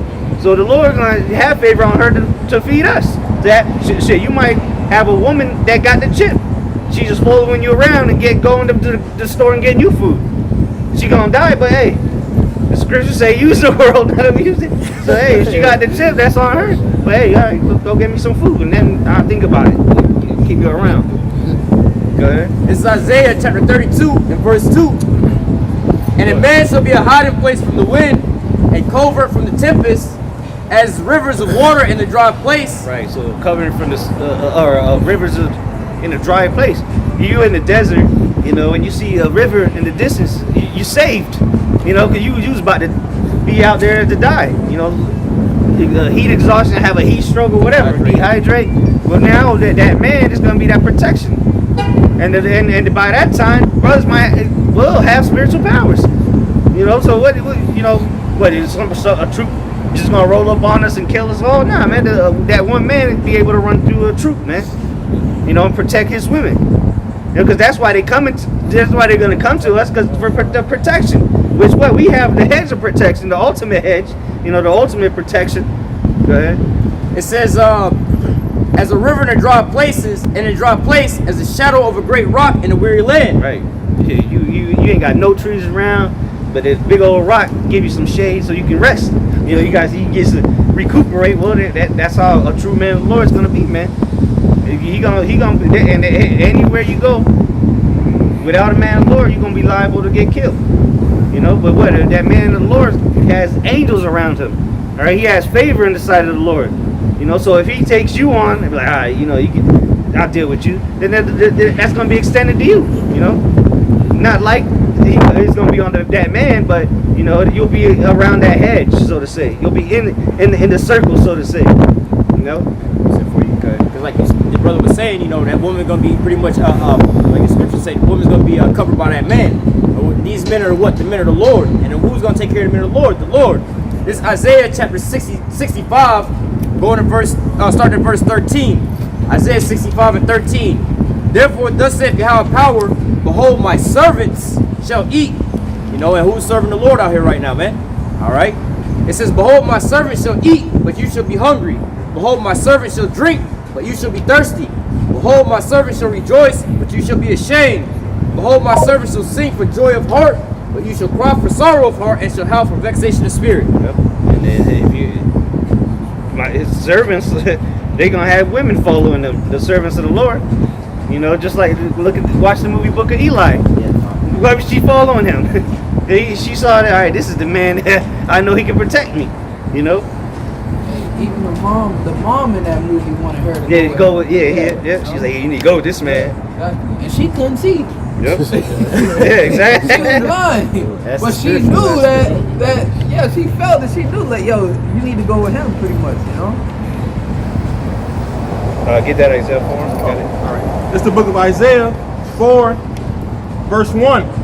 It says, and in the day, 7 women shall take hold of one man. Right, so a complete amount of women, man. It might be 10, it might be 20. Yeah, you might have a multitude of people following you, period, you know? You know, not just women, but, you know, go ahead. It's like, you don't have to have that power. Exactly. You know, we ain't carnal. We ain't been stocking up on bullets or AK-47s or whatever. We don't got none of that shit. So here it is. You got rather it's a group of women or your family with you or a multitude of people following you, and they looking for you as a leader, protect you. So the Lord gonna have to give you some power to. Yeah, even to feed know? people. Like the Lord said, we going to do the same works and greater. Lord fed multitudes at a time with 5 fish. You know, so brothers going to be able to do things like that. You know, so, you know, women are, shit, you know, we still got food left. We've been eating all week, you know, there's still food. You know, that's how the Lord can have us eat in many different ways, man. He can have women bring you food. He can have you just find one fish and you eating on that to the missile truck, you know. Go ahead, keep going. Isaiah 4 and 1. And in that day, 7 women shall take hold of one man, saying, we will eat our own bread and wear our own apparel. Right, they ain't gonna be like you go to a restaurant with these proud ass bitches now. She'll say, I'm not hungry. And you order some food and now she trying to eat off your plate. That ain't gonna be happening. They gonna be you look, if you wanna be around me, you gonna need to bring something to the table. And the box ain't good enough because the next bitch got a box too. And the next bitch got a box too. You know what? She look kind of better than you, so what you bringing to the table? Big supply. Yes, it is. Supply and demand. Yeah, exactly. So and that's the things women fail to realize right now because they've been put on the pedestal. So the only thing they have to offer you is the box. They don't need to have no type of skills, no character, no personality. Because ultimately a man don't give a shit about that. He just trying to get the box. He ain't like, oh, she's funny, so you know that's why I want to fuck her. Nah, I'm trying to fuck her because what she got between her legs.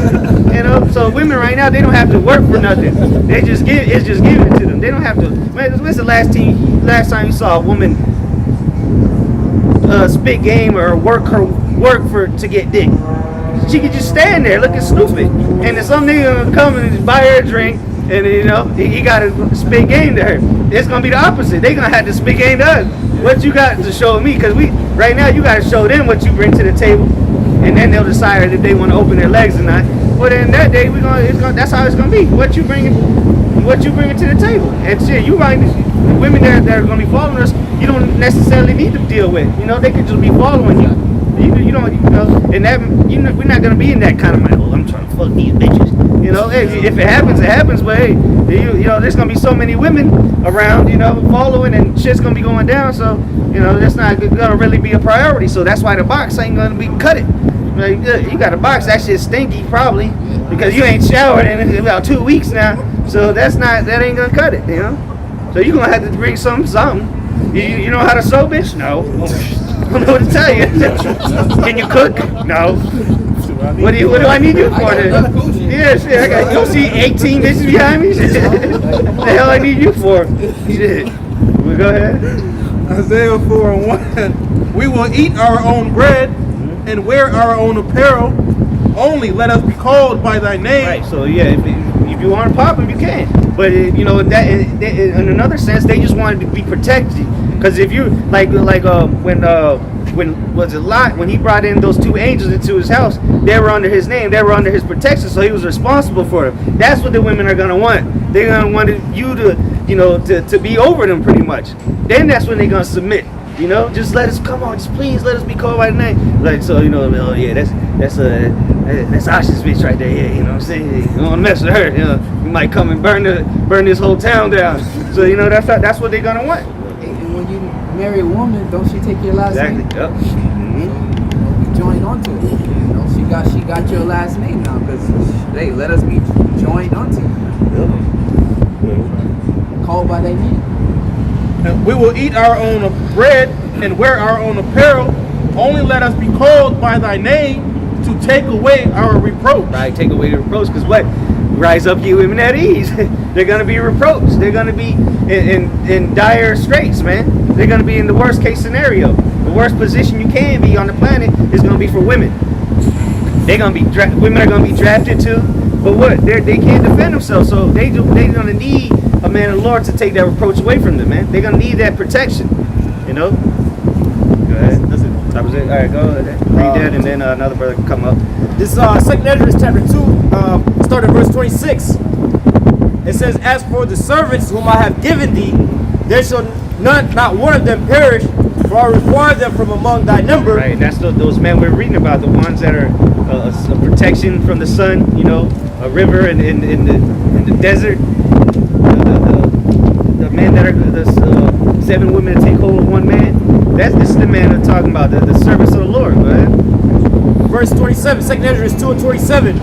"Be not weary, for when the day of trouble and heaviness cometh, others shall weep and be sorrowful, but thou shalt be merry and have abundance." Right, yeah, so a lot of people are going to be weeping and sorrowful, while we're going to have abundance.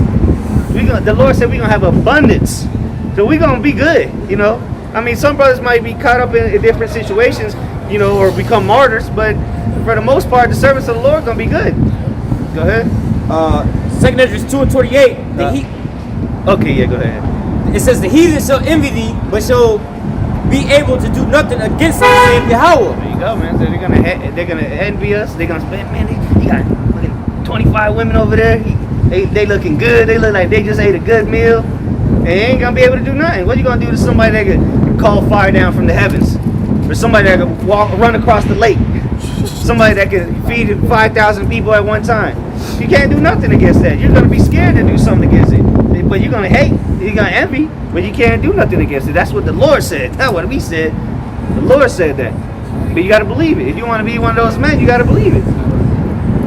And that's that, you know, that imagination, man, that fantasy. You know what I'm saying? You know, you got a woman and kids, and you want 5 other women with you and all the kids, and she gonna be in order. You know, you gotta fantasize it. You gotta, it's that faith, that image. You gotta see it. You know, you walking with your woman and the kids, and you got 10 other women with you. You know what I'm saying? You gotta see that, man. You know, and all those, you have to.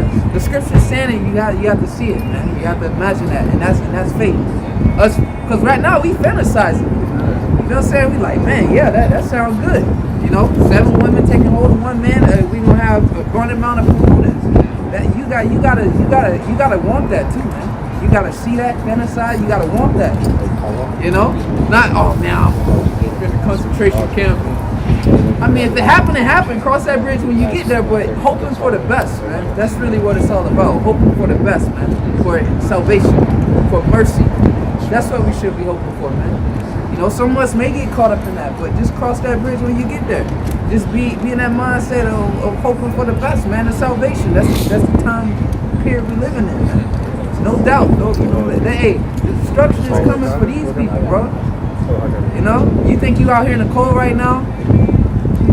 Just to be out here? You feel what I'm saying? What the fuck? These people probably in some comfortable, you know, place right now chilling, man. You out here in the cold getting this word. Cause why? You looking for the salvation. You're not looking to be destroyed. You know what I'm saying? So just hope for the best, man. You know, you got it out without. Which one? I'll come real quick. Hold up, 2nd Ezra 15. Go to Jeremiah 30. Start on 35. 30, and then start on verse 5. Hold on. Then here we go. Get the same precept, basically. 24, verse 21, verse 22. It's basically reiterating the same thing going into 24. You want me to start with? Yeah. Okay. Jeremiah? Yep, take it back now. We'll be going it down. Alright, stuff we got going on. Jeremiah 30 and Verse 5. verse 5. All right, this is Jeremiah, the book of Jeremiah 30, verse 5. And it reads, "For thus saith the Lord, we have heard a voice of trembling, of fear." thus said the Lord, we have heard a voice of trembling, of fear, and not of peace. Right, and that's what you got going on right now, man. You know, a lot of people are thinking that 2021 was going to bring back the bounce back year. Everything was going to go be calm. You got these other Israelite groups telling you you're not going to go through no type of trouble. You know, people are looking at things are going to get smooth again, you know. Well, we've been telling you these whole things before these trials and tribulations even came upon the earth, that bad times was coming, man. Evil times was coming, man. And as we're progressing, you start to see it's getting tighter and tighter and tighter, man. People are becoming in more compromisable positions and things like that. You know, people was comfortable in their homes, and now they're starting to get evicted, having to start taking things to the pawn shop, starting these OnlyFans pages. So things is getting tighter and tighter around people's necks right now, man. All right, so we're telling you about what? Lamentations, mournings, and woe are coming upon the earth, whereas the rest of these false prophets and everybody else is telling you, you know, peace and safety is coming, man. All right, but then like the scripture say, when they say peace and safety, then shall come sudden destruction. All right, go ahead. For thus said the Lord, we have heard a voice of trembling, of fear, and not of peace. Ask ye now, and see whether a man doth travail with child. Wherefore do I see every man with his hands on his loins, as a woman in travail, and all faces are turned into paleness. Right, and that's on all four different, you know, on all different sides right now, man. You got like out there in Ohio where they're using the National Guard to implement the jab out there, man. People are being afraid of these different things, you know. They got the military coming out in all the 50 states at the capitals or whatever, whatnot, man. You got the sedition amongst men, the uprisings of the people, different pandemics. You got the pandemic that spread to 35 different strains and everything like that, man. All right, you know, you got them out there jabbing people and the side effects from these things. So look, we're telling you about Lamentations, mourning, and woe that's coming right now, man, where you have these other people prophesying about peace, man. But we're coming into what the time is called Jacob's trouble, man. All right, this is where they talking about Operation Warp Speed. We want to get you so-called Negroes, Latinos, and Native Americans jabbed up first, man. All right, the devil know he has but a short time. He's coming down with great wrath. All right, trying to eliminate the elect of Israel, man, because 2/3 of our people are already gone, man. All right. Is that it on there? Verse 6. Okay, No, verse 7. Yeah, fly. Jeremiah 30, verse 7. Alas, for that day is great, so that none is like it. It is even a time of Jacob's trouble, but he shall be saved out of it. Right, and just like you know, we're about to go into, you know, they talking about the jab, Operation Warp Speed.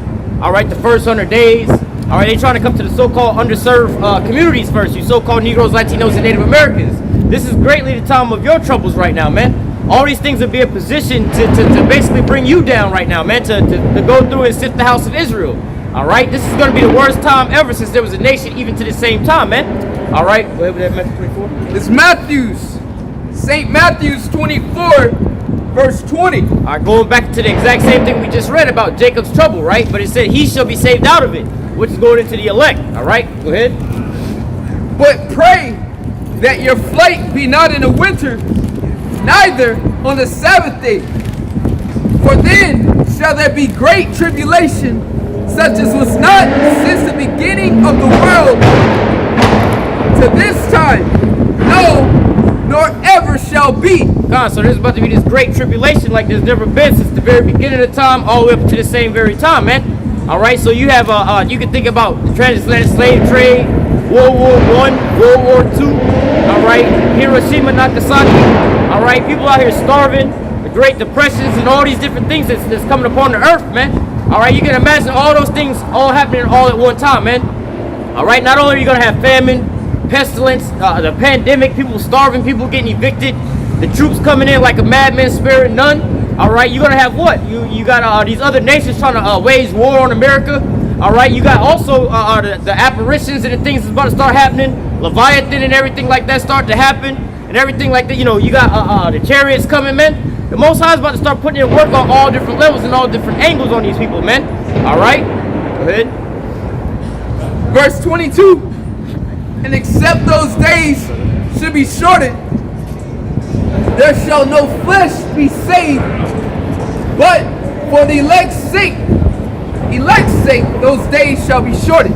Right, so look, you look at the things that Esau's pushing right now is straight up death throughout the whole four corners of the earth, man. That New World Order system he's trying to accomplish, man. All right, get everybody chipped up. All right, everybody, you know, with the little jab and everything else like that, and so on and so forth, man. All right, and just like the scriptures say, if the time wouldn't be shortened, there would be no flesh saved. But for the elect's sake, you know, those days gonna be shortened.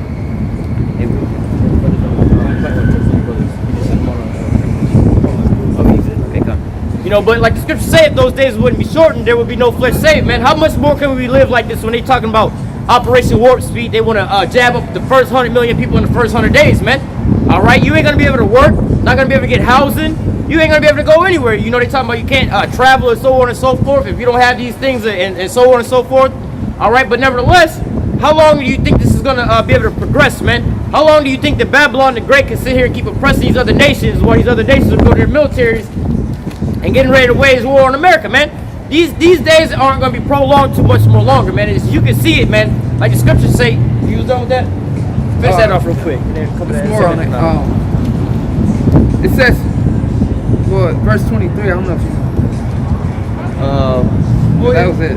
Well, no. That was what I wanted. Yeah. Go ahead with that. 2 Esdras 9. It's the book of 2 Esdras, chapter 9, starting at verse 1. It reads, "He answered me then and said, measure thou the time diligently in itself." Right. So, like the brother just read, it's gonna be a time like never before. You know what I'm saying? You know, and if it wasn't for the elect's sake, those days, you know, the days have to be shortened for the elect's sake. You know, because how long can we live like this, man? So the scripture over here is saying what? Measure the time diligently. All right, go ahead. "And when thou seest part of the signs pass, Uh-huh. which I have told thee before, Uh-huh. then shalt thou understand that it is the very same time wherein the highest will begin to visit the world which he made." Uh-huh. Keep reading. Verse 3, "Therefore, when there shall be seen earthquakes and uproars of the people in the world." Right, so going into these things, the signs, the prophecies of the end, and all these different things, it's all coming to a head to where it's so far out of control that you can no longer get it back in control. We can measure the time diligently based off of these things, man. Like the brother just read, you know, for the elect's sake, those days would be shortened because look, it's gonna be a time of trouble, man. How long can we live like this, man? Everything, you got turmoil in every nation, uprising, overthrowing all the governments, man.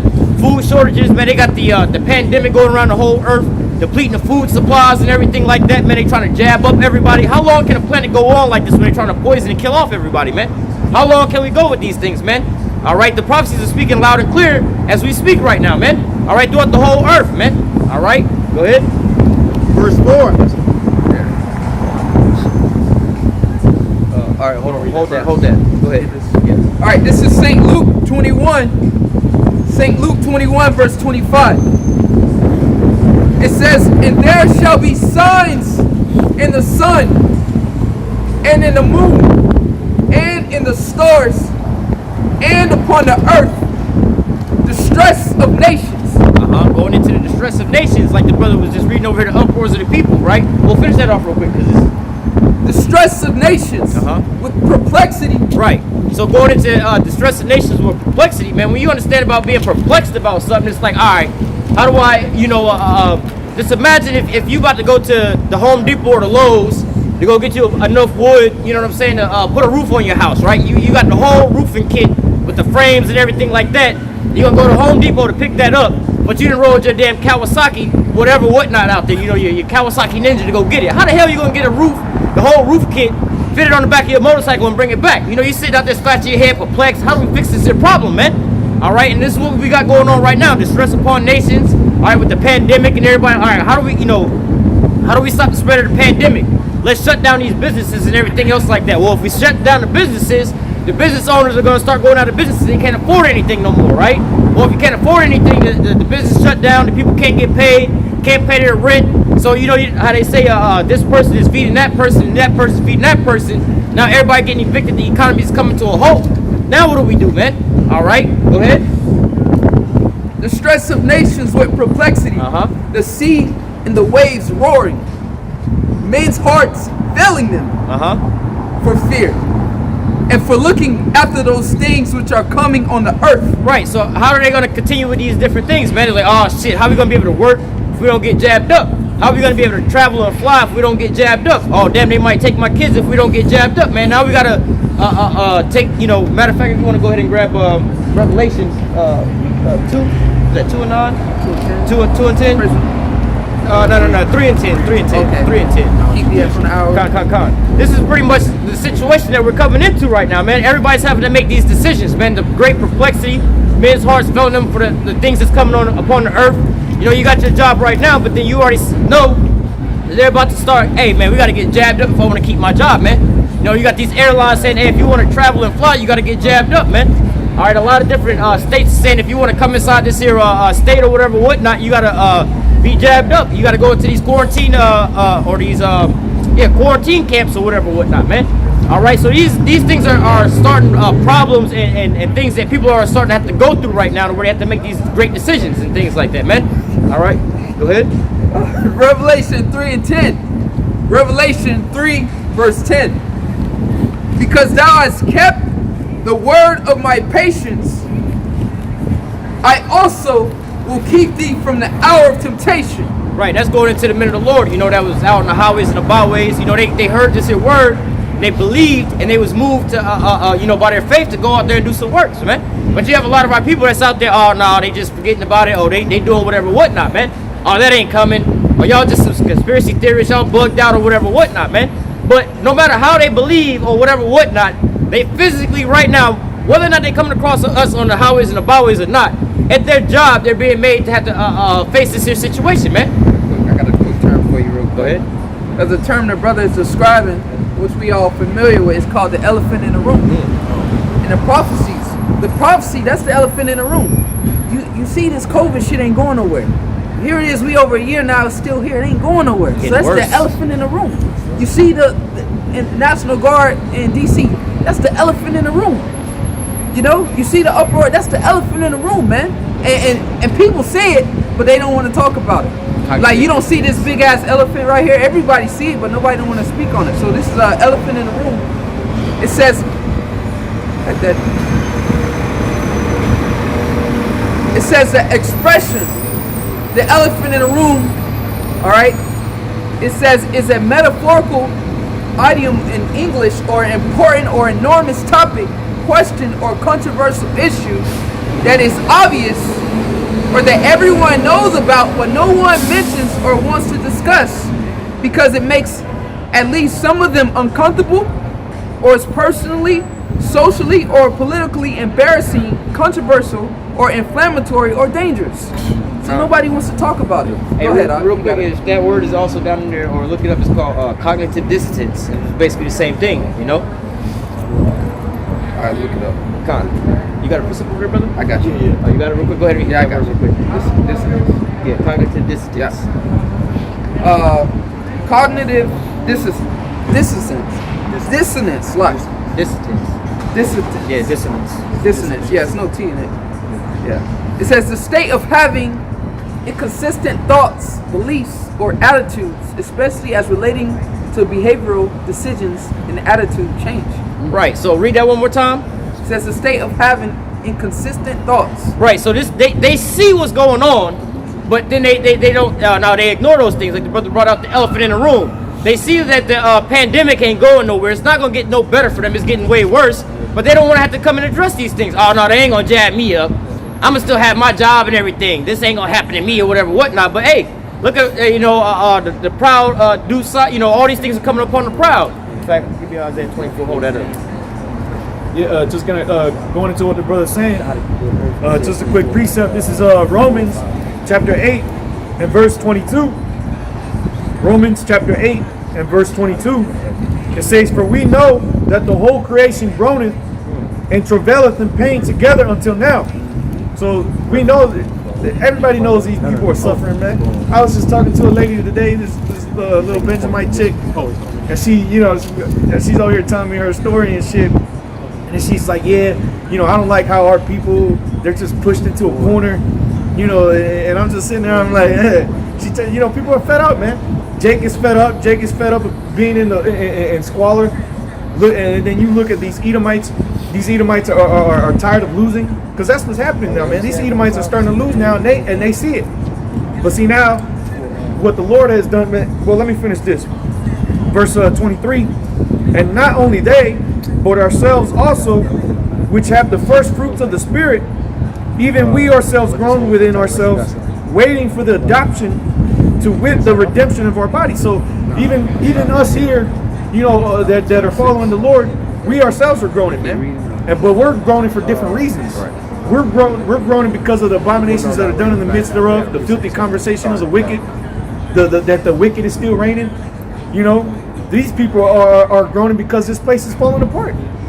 You know, see?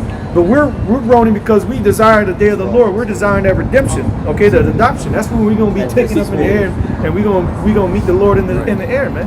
That's what we groaning about. We want that day to come, man. Right now, Lord, please, you know. But Sean, man, but these people, man, they just want things to go back to normal, man. Like the brother was speaking about on the way here.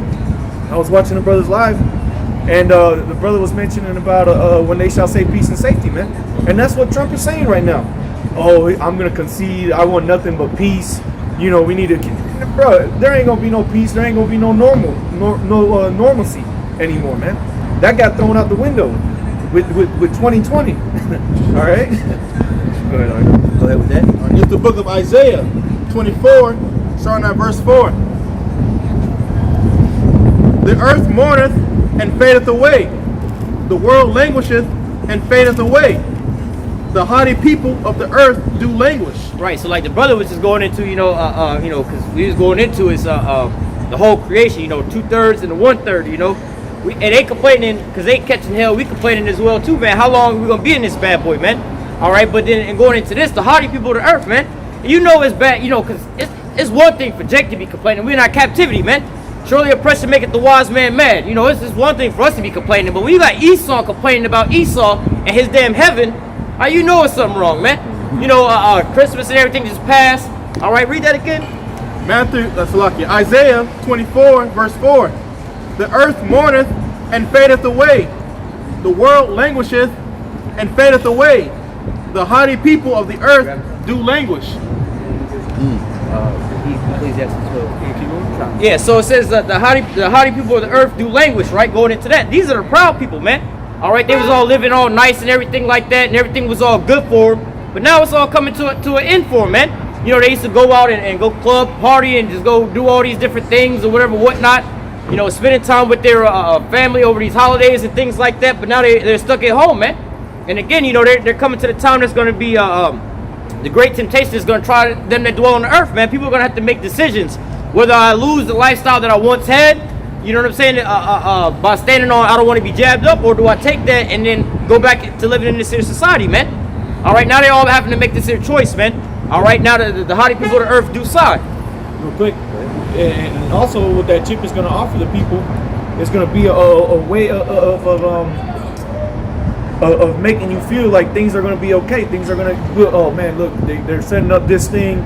And if you get it, you're gonna be good. You're gonna be taken care of. You're gonna have food. But that's not what this is gonna bring with it. that's why in Revelation 21, I believe it's like verse 18. It says, "And them also that were deceived into getting the mark of the beast." So these people they're gonna be deceived. Like the scripture also in Sirach chapter 12. Where it says when he shall be there to help thee, but he shall undermine thee. Okay, that's what Esau's coming out with this chip, man. Because he's putting the people in a corner. He's backing the people up in a corner, making them miserable, taking their food away, taking their privileges away, and then he's gonna come with the solution. Right, here you guys go. You want out? You want me to back off? You want some food? Here, take this. Hey, that's that problem reaction solution, man. That's how they lure you into these things, man. All right, go ahead. Isaiah 24, verse 7. The new wine mourneth, the vine languisheth, all the merry-hearted do sigh. Hey, the haughty people of the earth do languish, the merry-hearted do sigh. All right, the people that was so-called living it up and living the American dream and everything like that, 2019, man, that was the phrase. I'm living my best life, man. All right, and then all 2020, they was all ready for 2020 to be over with, ready for 2021 to come in and everything like that, man. But ultimately, it's now to the point now where, they're all sighing and crying, man. They're all upset. They can't go back to work. They're all being evicted from their houses, their houses and their jobs. You know what I'm saying? Having to make these choices and everything like that, man. All right, so now it's coming to a point, Go ahead. Oh, But nevertheless, you know, they're coming to a point to where they all put in straits, man. They're all sighing and crying because of the conditions that is coming upon the earth, man. All right, I can't travel, can't go see my grandparents. Like if you was trying to go to New York for Christmas to go see your grandparents or something like that, man, Cuomo said, hey, look, you got to quarantine for 14 days, man. All right, so that means you got to fly in 14 days ahead of Christmas, be quarantined off, see your grandparents or whatever for a day or two. Then you got the quarantine when you coming back, man. So how many people got that kind of money to be sitting out there and you're traveling those time, take that much time off of work or whatever, whatnot? Hey, how much more if you can't even go to work, man? You know, I've been watching a lot of these videos of these people quitting their jobs, working in these restaurants because look, a couple of proud ass Edomites don't want to walk in. They want to walk in without a mask on, and then the girls is like, the servers like, it's because people like you we keep getting shut down and I can't work because you won't want to abide by the rules and we're gonna keep getting shut down. So now I'm gonna be homeless. So now everybody, you know, these are the so-called proud people, man. The people that used to walk past us, tell us to go get jobs, get a life. Now look, their whole lives are coming to a complete halt, man. Now they don't got jobs. Yeah, now they ain't got, it's coming to a halt, you know? Go Now ahead. they living like the fools. While the Lord is glorifying himself through us. Hey, yeah, they call us bums and tell us, go get a job, do something better with your life. Hey, we had jobs to begin with, man. We still got jobs now. You know what I'm saying? We make our bodies a living sacrifice, but how much more of them? They've been forced. Who was able to take away your job, man? Your own God was able to take away your job. You were serving him in his system, and then now look where it left you at, man. All right, we're serving our power and our God, and he's still preserving us to this day, man. So hey, like the Bible say, through the foolishness of preaching, you know, yeah, we are fools for Yahweh's sake, but hey, you people out here, you're really fools because, you know, you trust into this here system, man. All right? Go ahead with that. Well, these people are so full that they come out here on a Saturday to try and enjoy life, and they're miserable. Like the brother was going into, these people are miserable, but they trying to enjoy it. And like going into, like the brother was talking about the elephant in the room, they're delusional, man. These people really believe that shit's gonna get better, man, and it's not. It's only gonna get worse to the point to where you're gonna be drinking strong drink, you're gonna be drinking that liquor, and it's gonna make you even more miserable because it's not gonna take the pain away. You know, it ain't gonna take away those. Oh man, let me take a drink so I can, you know, get rid of the stress that I got from the day. Nah, man, it ain't gonna. Them drinks ain't gonna take no pain away no more, man. Go ahead and read that. So let's back the brother up real quick. Isaiah. Let me read it. Oh, okay. Isaiah chapter 24, verse 8. The mirth of tabrets. Go back up to 7. 7. All right. Isaiah 24, verse 7. The new wine mourneth, the vine languisheth, all the merry-hearted do sigh. Right, the merry-hearted, these regular people out here in Babylon that was living it up and having a good time. You know, some people had went out and bought new cars, new homes, or whatever, whatnot. They just started a job or whatever, whatnot. Some businesses just opened up for the first time. They was all living it up, merry-hearted and everything like that. Starting college for the first time, just got a college loan to go to college and everything like that. Just had a baby. Then guess what? 2020 happened, right? They shut down everything. So look, can't make that new car payment that you just wound up getting. You know, you just got your first new house, getting evicted from there. All right, just had your first child, but then now you all panicking or whatever. What? Now you already know how it is when you have your first child already. You know, everybody, you scared that everything's gonna affect your child in a normal setting. How much more in a pandemic, man? All right, you know, people just got married or got engaged. Now they can't have their weddings and things like this.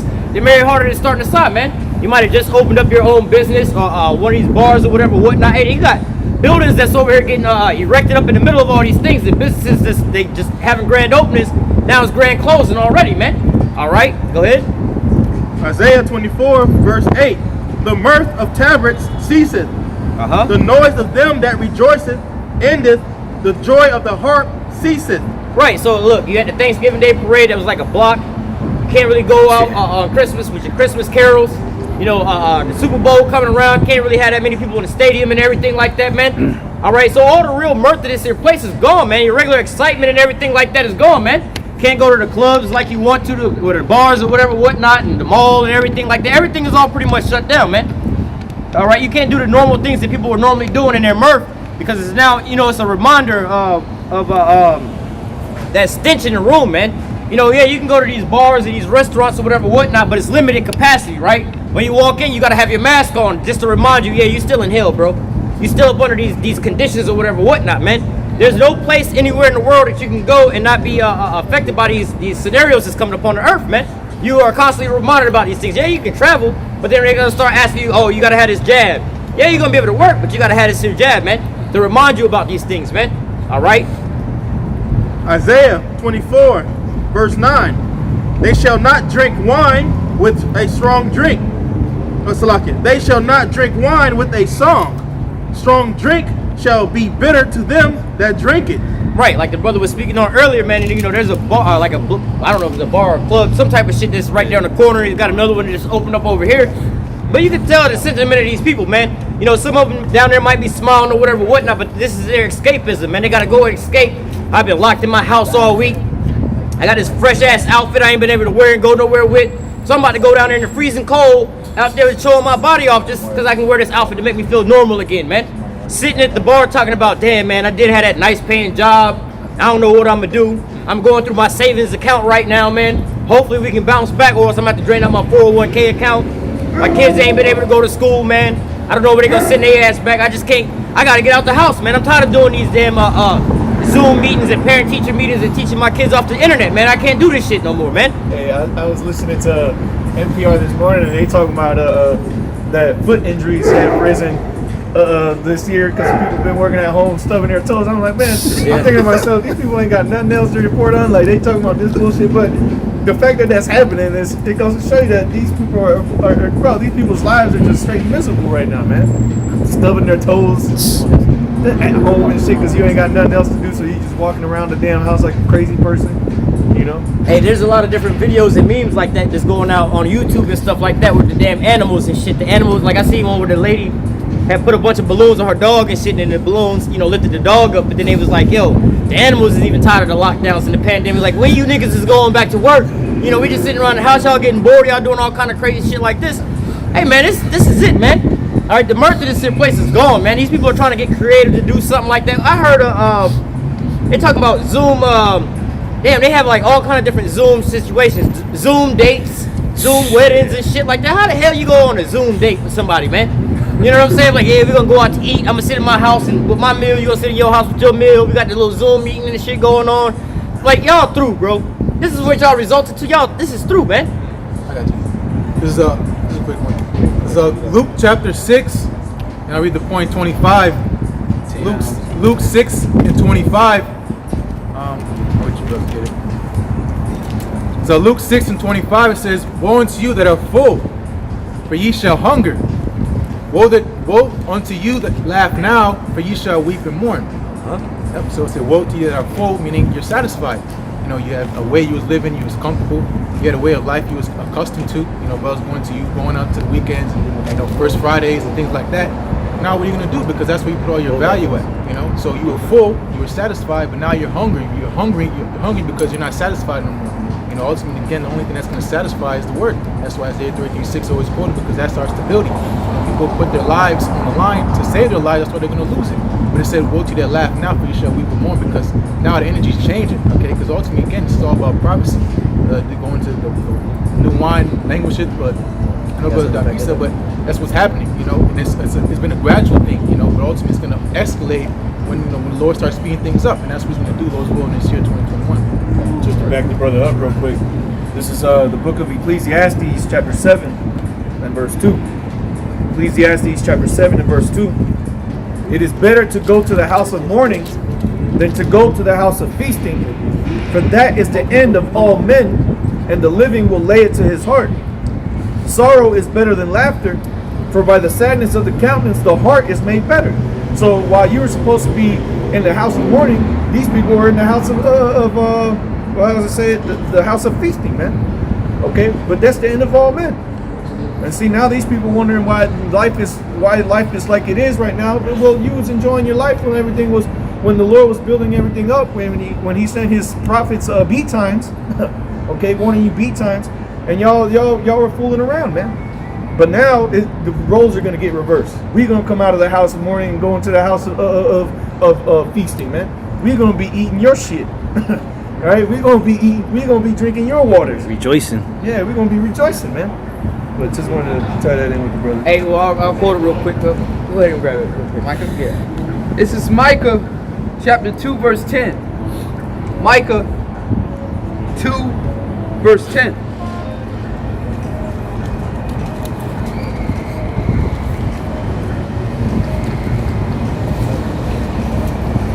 And it reads, Arise ye and depart, for this is not your rest, because it is polluted. It shall destroy you, even with the sword destruction. Right, so going into that, we were supposed to arise up out of this here place, mentally and spiritually, because the Most High was preparing us for these types of times, man. Like the brothers was going into, they was living in their mirth and everything like that, enjoying their life, making the best of everything and so on and so forth, living their best life, man. But when the Most High came and shut this here whole place down, we were already prepared for these types of things, man. Leaving the mirth, leaving all these different things, getting from that attachment of this here way of life and everything like that, man.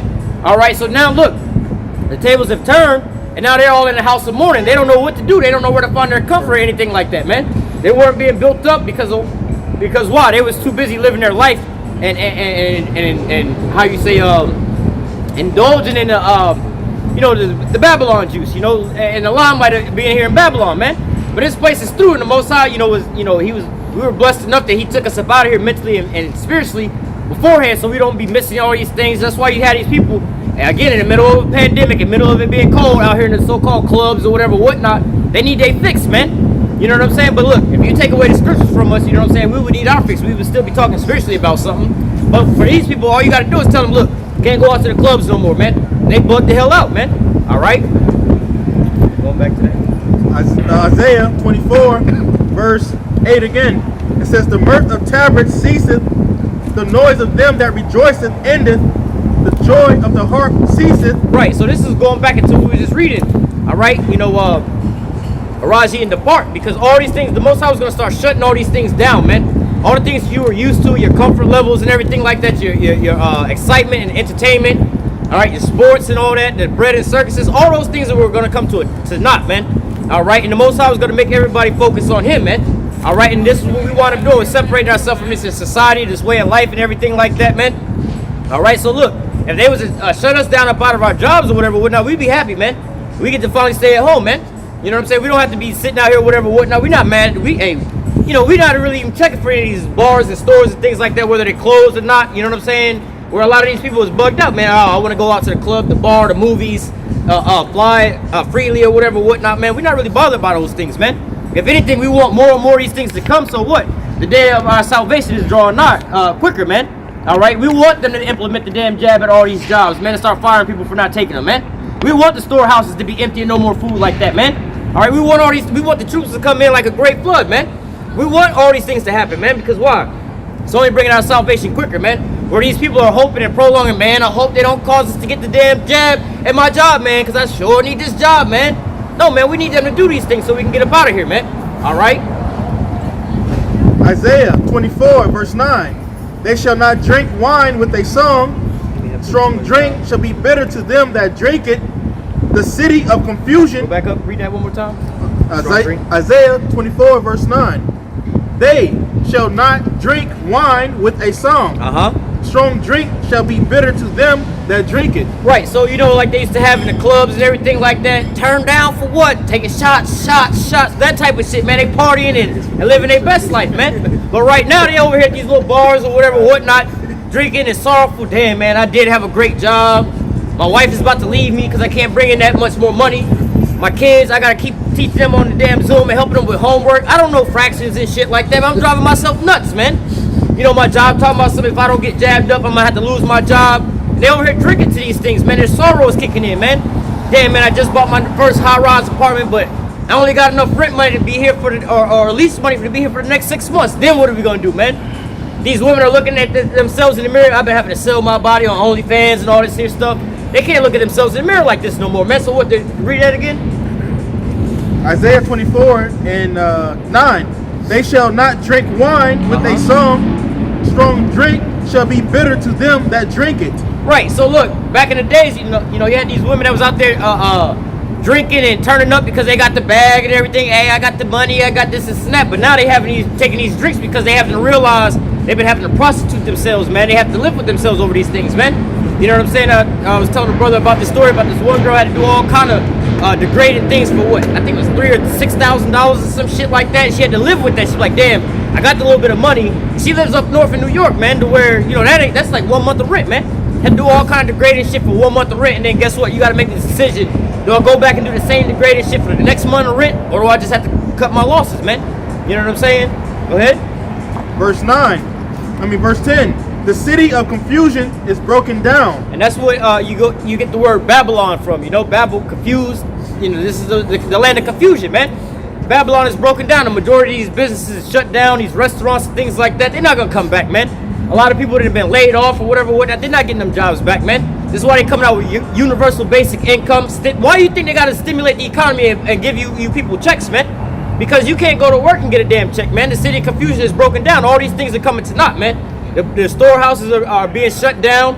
All right, you can't afford a lot of these different things, man. People are getting evicted, mass evictions and everything like that, man. All right, so these are the city of confusion is broken down. Verse 10, the city of confusion, every house is shut up, that no man may come in. Hey, again, going into those evictions. All right, a lot of these businesses and everything. All right, go ahead. Verse 11, there is a crying for wine in the streets. All joy is darkened. The mirth of the land is gone. Right, so right now, I think, speaking of the Super Bowl, I forgot how they was doing that with the tickets. There was this one guy, for the last so many years, had bought so many Super Bowls in a row. And he lived down here in Tampa, and he was like, this is the one time that he couldn't get a Super Bowl ticket, and it's actually in the... These are the things they used to or whatever, whatnot, but now all the joy and everything like that is all gone. They can't go out and go do the things they used to do, man. It's like, damn, man, now look, you know, the bread and circus ain't even the same way it used to be no more, man. All right, you can't just go to the movie theater no more like that and just go sit in the movies with your girlfriend and eat your popcorn and so on and so forth and all these different things, man. You know, they have certain things, shows, comedy shows, but they got to go down and wipe down everything in between time and so on and so forth. Got to be in there with your mask on and everything like that, man. All right, these are the times that we're living in right now, man. All the so-called freedoms and the luxuries you had to do and you had here in America, they're all gone, man. All right, or altered. Yeah, that's pretty much party over for this place. You know, the great party city. You know, we have Sin Cities. They have these great, you know, big old parties going on, festivals. They're not happening anymore. Going out sale. Yeah, it's all done. Just like when Blockbuster went out, everything was cheap. You know, like you said, but it's all out there. Hey. No, go ahead. I was to say, Sorok for your chapter says wine and music rejoice at the heart. Like you say, they're gonna be happy about no more because all that shit's gone. Hey, talking about those movie theaters. Most of them, not most of them, but a lot of them are shutting down. There was a point they would rent out the whole theater for $90. Yep. The whole theater, every seat in that bitch. Yeah. Hey, look, you got the replacements right streaming a lot of these movies. I keep hearing about, you know, on the commercials, a couple new movies coming out. Like, you know, exclusively live stream on Showtime, exclusively streaming on HBO, you know, so on and so forth. Coming out to the movie theaters or DVD or whatever, whatnot, or however it's coming out. But then you also got the streaming. It's like a brand new movie already going to stream. Yeah. You know what I'm saying? Because why? People are locked down in their homes right now, man. All right. Go ahead, finish that off. Verse 12, and the city is left desolation, and the gate is smitten with destruction. Read that one more time. Verse 12, and the city is left desolation, and the gate is smitten with destruction. Right, and so going into all these things, that's why you start to see a lot of these businesses shut down. All right, you know, a lot of the jobs are downsizing and everything like that. A lot of people getting evicted. You know, you got these apartment buildings that's being erected or whatever, whatnot. But hey, not too many people gonna be moving into these nice new high-rise places. All right, go ahead with that. You said 2? Yep. Habakkuk 2. We can start at the top, really. Start at the top. Habakkuk 2 from the top.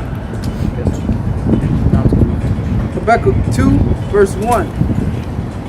It says, I will stand upon my watch and set me upon the tower, and I will watch to see what he will say unto me, and what I shall answer when I am reproved. Right, and this is what the Most High set us up for. All right, He set us up to be prophets, man. All right, to tell you about these things before they come to pass. Go ahead and grab that. So Jeremiah 28, and I'll start at verse 8.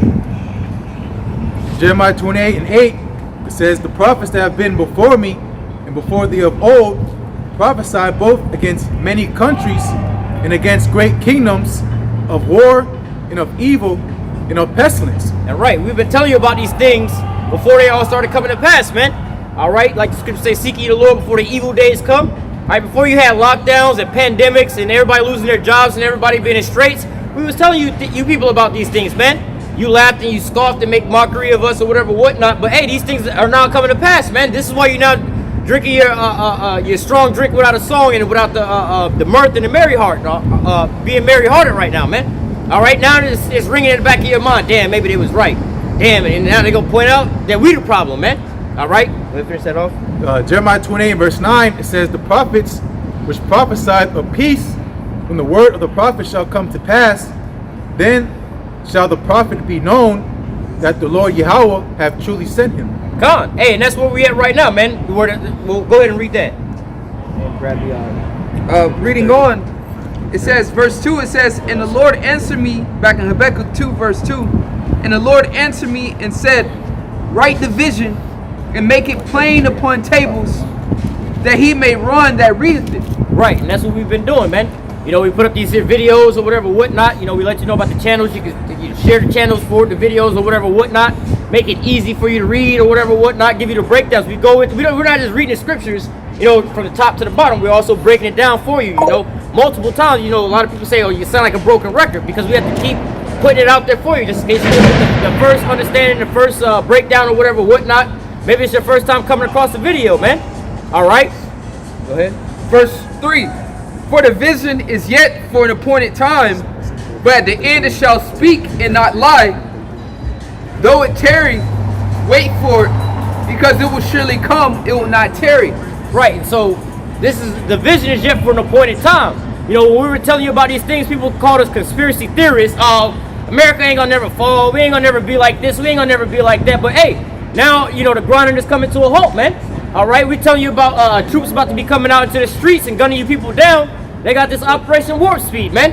What do you think is going on out here, man? Why do you think all these people out here sighing and crying and you know, they're, how you say, trouble their heart right now, man? We told you that all these things was coming to pass, and how much more the RFID chip, which is the mark of the beast, man. We telling you, look, you're not gonna be able to buy or sell, say if you have that mark of the beast, which is the RFID chip. You can't go inside these stores without a mask right now, man. Soon you won't be able to work unless you got the damn jab, man. Hey, all right. They, in England, I think it's HSBC, the bank. They said if you don't, what they say, it was, I think it was about the vaccine or something like that. If you don't have the vaccine, you couldn't get no cash out or some shit like that. Or they was gonna freeze your accounts, I think. Yeah, you won't be able to use their accounts and everything like that, man. All right. So hey, you know, the vision is just for an appointed time. We've been telling you these things, and now they're starting to speak loud and clear, man.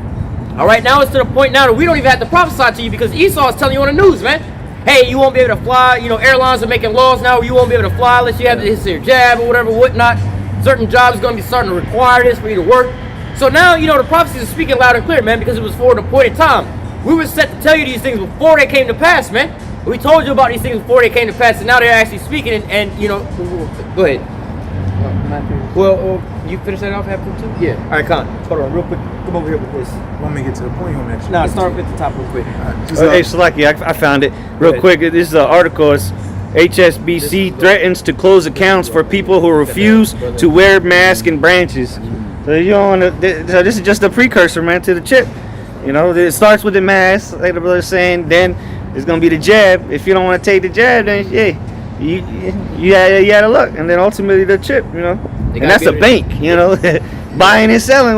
How you buy and sell? You know, they got to be able to track you. You know what I'm saying? If you got the so quote unquote the jab. So look, how they gonna be able to track you in real time, man? And Esau gonna have to bring that pain, because there's an article that just came out too that like just a little over 38,000 so-called black people have been vaccinated, while about almost 500,000 so-called white people, Edomites, have been vaccinated. So Jake ain't trusting this shit. Yep. But they're the problem. Yeah, exactly. Only 38,000 of them getting vaccinated, while 500,000 so-called white people have been vaccinated.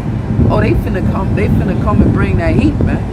You know, they finna send the military in them hoods to vaccinate. Start man. taking kids away and everything. Yeah, everything, man. You know, but Jake just don't trust Esau no more, man. You know. Real quick, Second Esdras 16:32. That you just said that. You was holding that? Yeah. Oh, well, never mind. Go ahead and grab that. You got it. This is Second Esdras chapter 16, in start at verse 17. Second Esdras 16 and 17. It says, woe is me, who shall deliver me in those days? Verse 18, the beginning of sorrows and great mournings, the beginning of famine and great death, the beginning of wars, and the power shall stand in fear, the beginning of evils, what shall I do when these evils shall come? Verse 19, behold, famine and plague, tribulation and anguish are sent as scourges for a moment. And ultimately, why would these things physically start happening to you out here in this society, man? Oh, you don't want to take their jab, basically, man. You don't want to take the chip. You don't want to bow down into this here beast system, man. So what? They're gonna start coming down onto you with great wrath, man, and accusing you, throwing you in a prison and everything like that, man. All right, go ahead. So, verse 20, it says, but for all these things they shall not turn from their wickedness, nor be always mindful of the scourges. And that's what I was holding at, because the point is, it's getting more evil on the planet Earth, and Jacob's just getting more evil. Just pretty much adapting to the times. You had a woman that's probably delicate, precious, and she's busted on goddamn OnlyFans. You have to adapt to society right now. You have to get more evil to be in this world. Now you have to be more evil. That's why we're going to that chip. That's what it's coming to. And Jake's gonna have to conform to that because they love this world so much. So they don't care about what's happening. They just want to be a part of the world. They're just gonna get more wicked, right? Verse 21, it says, behold, victuals shall be so good cheap upon the earth that they shall think themselves to be in good case. Hey, that's when they start to get these stimulus packages and everything like that. Oh shit, we got a stimulus, we getting paid, they about to give us some money. But you don't realize you're getting closer and closer to your end, man. All right? That's just the carrot that's drawing you in, man. All right? Yeah, real quick, because we passed that point. Because now shit's about to go up. The prices on everything is about to go up. Now it ain't about to be cheap anymore. The cost of living is going up because what? They're just flowing. They're just keep printing money. So inflation, man. I'll read again. 2 Corinthians 16:21. It says, behold, victuals shall be so good cheap upon earth that they shall think themselves to be in good case, and even then shall evils grow upon earth, sword, famine, and great confusion. Hey, that's what you got also going on right now. The great confusion. People leading the people astray. Hey, verse 17. Because you got these people out here telling you, go out there and get jabbed up or whatever, whatnot. It's safe. You got people out here telling you all kinds of different things. You ain't gonna go through tribulation. No such thing as Jacob's trouble. But you're right here in the midst of it all, man. It's right there in front of you. You can't even see it, man. The elephant in the room, man. All right. Go ahead. Keep reading down. No, read 17. Okay. 2 Corinthians chapter 16, skipping down to verse. Yeah, that's pretty much martial law. Yeah, because one of the brothers started speaking on that. Go up to verse 71. Well, 70. Yeah. There's 2 Corinthians chapter 16, start at verse 70. It says, for there shall be in every place and in the next cities a great insurrection upon those that fear the Lord. Ultimately going into what? The men that's standing up that's not going to be bound down to the system, basically. You know what I'm saying? Oh, these guys are the problems why we can't go back to work. These guys are the ones that's holding everything up, man. All right, go ahead. Verse 70. Again, 2 Corinthians 16, verse 70 says, for there shall be in every place and in the next cities a great insurrection upon those that fear the Lord. Hey, real quick, that's why Esau's trying to play the role. See, look, insurrection against the government. Because they're trying to say that they're the ones that fear the Lord. They're the ones who see the Bible. So now they're trying to set the narrative. I was thinking that because didn't the Pope get arrested or something? The Pope got arrested, so he can be like, oh, this is a persecution. Oh, pretty much trying to act like they played a part type thing. Yep. He got arrested for pedophilia. Oh shit. 2 Corinthians chapter 16 and verse 71, it says, they shall be like madmen, sparing none. Hey, coming in with that great wrath, Operation Warp Speed, man. And like the brothers is going into, they're using a lot of these other situations, but under all these things, they have this here plan. This is the actual plan of why they're doing these things, man. All right, the pandemic isn't really the reason to start shutting down all these restaurants and the businesses like that. They want to get you onto that RFID chip monetary system, man. They got to have an excuse for it, though. Yep. 71, it says, they shall be like madmen, sparing none, but still spoiling and destroying those that fear the Lord. For they shall waste and take away their goods and cast them out of their houses. Right. Hey, there's Operation Warp Speed. They should come in like madmen, sparing none, with the swiftness, man, to put down any real quote-unquote insurrections that they saying up against them. And really, the insurrections against the government, what the government is saying is what? Comply to the marketed beast system, or to the beast system, man. get jabbed up or whatever, whatnot. And if you're speaking against that, you're basically in opposition to that. Oh, you don't have to do all that. Don't bow down into the system or whatever, whatnot. So you're causing insurrections against their plans, man. All right. Is verse 73. It says, "Then shall be known who are my chosen, and they shall be tried as the gold in the fire." Well, because real quick, Bashar, because the elect ain't gonna fold, man. Lord's who we those men we believe we are, but we ain't gonna fold. It don't have a certain faith about them, man. They just hey, that one pic you sent out, Mike Olive, with Nebuchadnezzar. He had the three Shadrach, Meshach, and Abednego. Was it? They was all standing up. Everybody else had them was bowed down. He had three men standing up in the midst.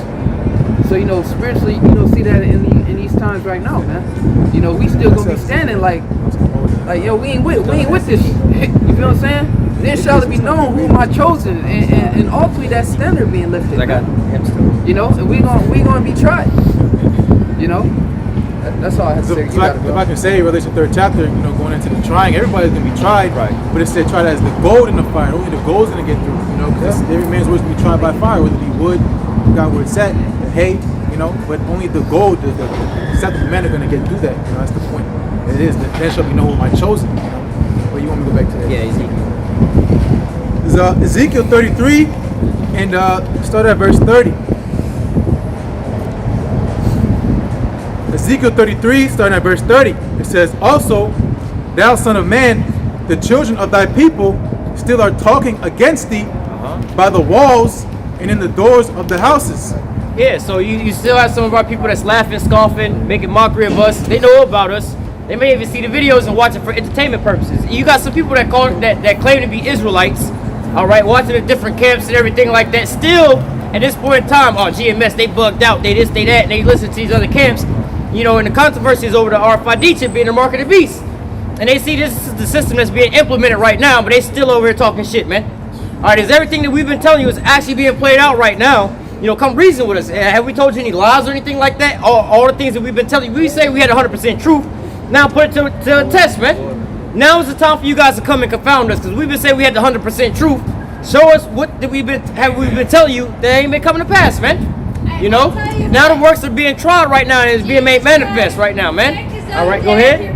Ezekiel 33, verse 30 says, "Also, thou son of man, the children of thy people still are talking against thee by the walls and in the doors of the houses, and speak one to another, every one to his brother, saying, Come, I pray you, and hear what is the word that cometh forth from the Lord Yahweh Bashem Yahushai." And that's the sad part. You have 2/3 of our people that'll come up and they'll actually share these videos and things like that to other jakes, man. But for entertainment purposes, look at these stupid ass niggas, man. Look at so and so. Hey, I work with him, but this is my brother, my cousin. Look what they over here doing. Not realizing that they actually had the truth right there in front of them, making mockery of these things, man. Oh, they talking about they gonna shut down America. We ain't gonna be able to do this and that. They gonna have martial law here. They're gonna implement a mark of the beast chip. You ain't gonna be able to, buy and sell or whatever, whatnot. Now this is 2018 talk, 2019 talk, but now 2020 talk, like the brothers were saying, man. It's a lot of people like, oh shit, man. How you said the testimony that people calling you up talking about some. Just the other day. Yes, just the other night. Yeah, people calling you up talking about all the things that you've been saying. My mom even said that. Had to break down and put that pride to the side, man.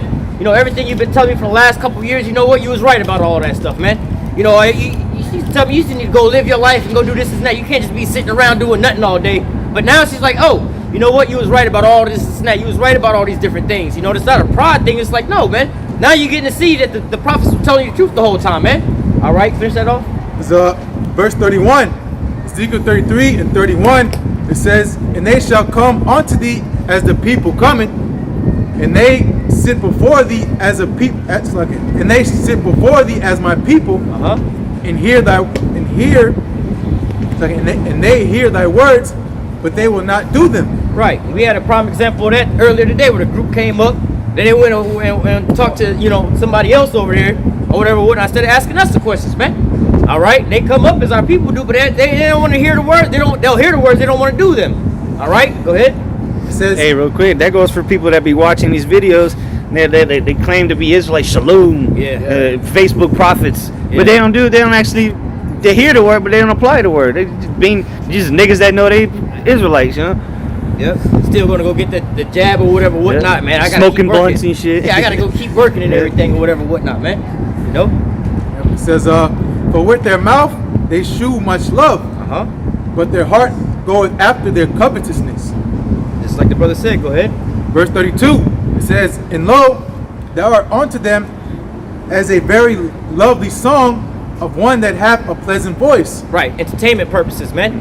You know, they just look at us for quote unquote entertainment, man. It's something to fill the time or whatever, whatnot, man. Oh yeah, it sound good. You know, the so-called white man is, you know, the devil. I'm getting tired of him. So now these brothers out here cussing them out. That make me feel good. I can watch that all day. You know, whatever, whatnot, man. All right, go ahead. It says, and can play well on an instrument, for they hear thy words, but they do them not. Yeah, so you have some of the people like the Sonettas or whatever, whatnot. Yeah, I want to interview this person or that person because they know how to get into the scriptures like that or whatever, whatnot. How long? Hey, you had Sonetta talking about he want to interview Apostle Har or whatever, whatnot. Go back and forth with him. How long has he been knowing that we had the truth? How long has he been knowing about being an Israelite or whatever, whatnot? But he'll hear these words, but he won't do them, man. Still pushing that Kemet shit, man. So, and if anybody, you've been promoting us more than a lot of these other people or whatever, whatnot. You know, you got the different Israelites going up there or whatever, whatnot. And he called out, what was it, Captain Cesariak over the Mark of the Beast. Yep. But yet still, you know all this information. And you believe that what the Israelites is telling you, but you still calling yourself, you know, a follower of Kemet, man. You know? Go ahead, finish that off. And he know Elder Apostle Hard, GMS got the truth. Yeah. Because he like, man, I already heard it. Sorry, I done got them. I want Elder Tahar on here. You know, he know, man. He's been to the main camp, shit. Exactly, man. They know. And that's what, like the brother said, all his videos is about Israelites. He ain't teaching the Kemet, the 42 mysteries. Come on, bro. Hey, they hear him, but they don't do him not, man. Yep. Ain't no book speaking right now, but this book. Exactly. It's Right. the only book speaking right now. You know, he got the House of Consciousness with the so-called promoting going back to Egypt and everything like that. But the majority of his content, like the brother said, is off the Israelites, man. It's only entertainment for him, man. It's only drawing the numbers for his channel and everything like that, man. You hear the words, but he'll do them not, man. They come to sit at the table as the Lord's people, but they won't listen to what we saying, man. All right? It's Ezekiel 33 and verse 33. It says, and when this cometh to pass, lo, it will come, then shall they know that a prophet hath been among them. Hey, and this is what the brother, you know, was using as a testimony and things like that, man. People are now with that shame, like, damn, y'all was right the whole time, man. All right, you got people that has been teaching that was on the highways and the byways before we even came on the scenes and everything like that disappeared. Now they want to come out the woodworks or whatever, whatnot, and trying to be back on top or whatever, whatnot, man. All right, but look, at a certain point in time, they're gonna know that a prophet had been among them, man. Like the other brother was saying earlier, you know, a couple years back, we'd be on the highways and the byways. The majority of people walk by in controversy with us, man. Y'all believe that? Go get lives. Go do this and go do that. Get a job. Now the people walk by like, damn, you know what? You right. You understand what's going on? Yeah. Sound about right. Yeah, I see that's going on. Yeah, I see that's going on. Now it's being made manifested to them right now, man. Now they knowing that prophets are being among them, man. They come by, they so-called say, quote-unquote, peaceful words. Yeah, I know what they're doing is so-called right. Like that movie, I think it's called This Is the End. The very first scene, you see that basically the prophets out on the highways and the byways with the sign. This is the end. This is the end. The very last scene of the movie, it was like, damn, them guys out there with them signs was right the whole time, man. All right, and our people seek a sign, but what is the sign, man? What is the sign, man? Telling you, coming through the scriptures, you know, the being raised back up, the valley of the dry bones, prophesying and waking you up, man. All right, that was it on that. Go ahead with that. So St. Matthew's 10, verse 34. St. Matthew's 10, verse 34. And it reads, think not I come to send peace on earth. I came not to send peace, but a sword. For I come to set a man at variance against his father, and the daughter against her mother, and the daughter-in-law against her mother-in-law. And that's what you see happening, man. You know, you got niggas in their own homes. Husband and wife ain't even sleeping in the same bed. Right. Oh, you got a sniffle. You got to go sleep on the couch. Right. I got a quarantine. Your ass stays upstairs and she stays downstairs. Some bugged out shit, man. Or you voted for Trump. Get out of the bed. Yeah. hey, you lost your job or whatever, whatnot, not that much of a man. All these different problems are coming up on these people, man. Somebody say, look, I ain't taking a jab. The other one said, I'm taking a jab. You don't love me and the kids. All this division is coming amongst the people. Okay, you saw one of y'all brothers sent it out about the kids that snitched on their parents because they was at the protest Oh, up there yeah, at the yeah, Capitol. okay, yeah. Fucking Oh, kids yeah, snitched on their own parents, man. yeah, that was the act. Hey, the little men shall wax cold, Yeah, man. yeah. Because iniquity shall abound. Yeah. Hey, so look, this is that division that's coming between, these households over multiple different things, man. The finances and things like that. The husband might have just lost his job due to the lockdowns. Can't feed the family like that. Now the wife is looking at him all crazy. This is why your divorce rates is going up right now. All right, depression is skyrocketing right now. Domestic violence cases are skyrocketing right now. They don't want to have to take care of their kids and everything like that. So you got all kind of turmoil already inside the household, man. And real quick, a lot of quarantine babies have been made. Right. You know what I'm saying? They been So locked down. if you ain't got that covering, you done. Yeah, You know? Yeah, plus now you got another kid to worry about, and Yeah. you couldn't even afford to live as it is. They just set up for the kill, man. Yep. Lord just set you people up for the kill. Go ahead. If they be multiplied, it'd be for the sword. Yeah, a little bit more on this. No, that was it. That was it on that. Then they go into he that loves his father and mother more. Well, go ahead. Oh, you want to read that? Okay. St. Matthew's 10 verse 37. He that loveth father or mother more than me is not worthy of me. And he that loveth son or daughter more than me is not worthy of me. Right. So for instance, go back up one time. Start from the top? No, where you Or just go to read. the next verse. No, the verse you just read. Read that one more time. He that loveth. Father or mother. Yeah, St. Matthew's 10 and 37. He that loveth father or mother more than me is not worthy of me. Right. So look, you have situations right now where you got the elderly. You know what I'm saying? Like, let's say you're an adult and you got your parents. That could be at the age of grandparents, right? They all scared because the elderly are more susceptible to getting the pandemic, right? Oh man, you can't come around the house unless you get jabbed up or whatever, whatnot. So that's that division between the parents right there, right? The certain age and then the elderly folks and things like that, right? Keep going. He that loveth father or mother more than me is not worthy of me.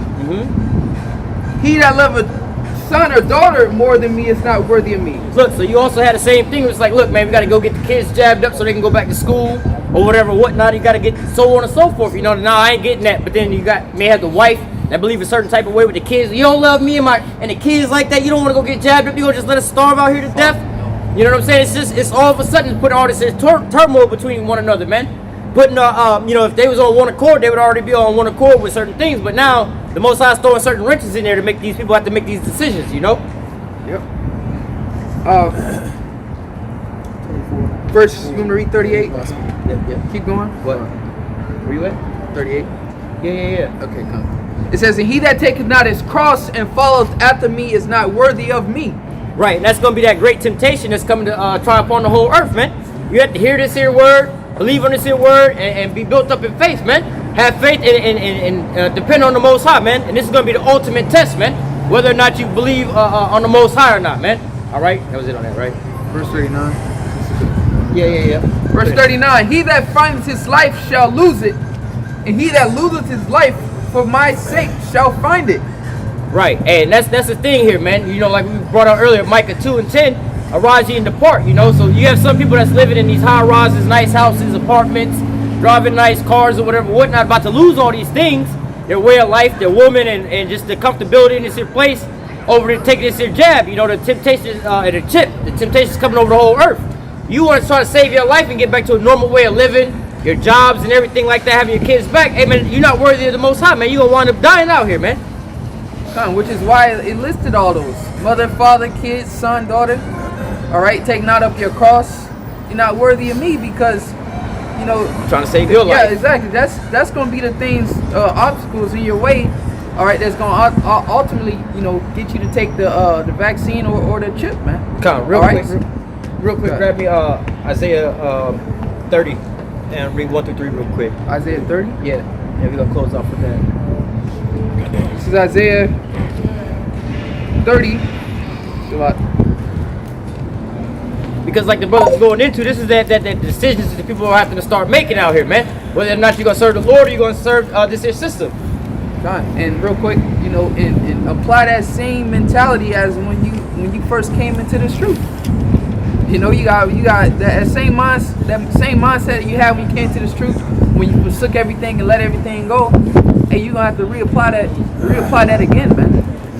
You feel what I'm saying? It shouldn't have left, but you gonna have to reapply that. Like, hey, you know, I got to make a decision. Right. You feel what I'm saying? So it's a good. You and this truth is a good chance already. All right, that you have already Been rehearsing the right. yeah, been rehearsed. Yeah, you rehearsed that already, man. Losing this, losing that.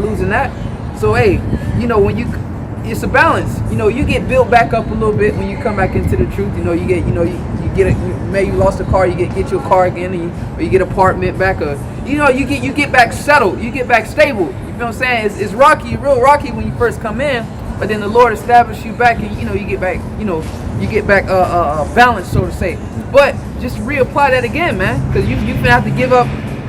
You know, give it all back up again, but like the brother said, you already done rehearsed that before, man. Okay, that's why the scriptures say they to forsake all, because what they gonna take? You've already forsaken it. Take it, shit. Yeah, exactly. You already made come to grips with. Hey, It ain't mine. yeah, exactly. Hey, they gotta go. We gotta go. If you ain't got nothing else left to take, they can only take your life. But the Lord said, "Be thou faithful unto death, and I shall give you a crown of life, man."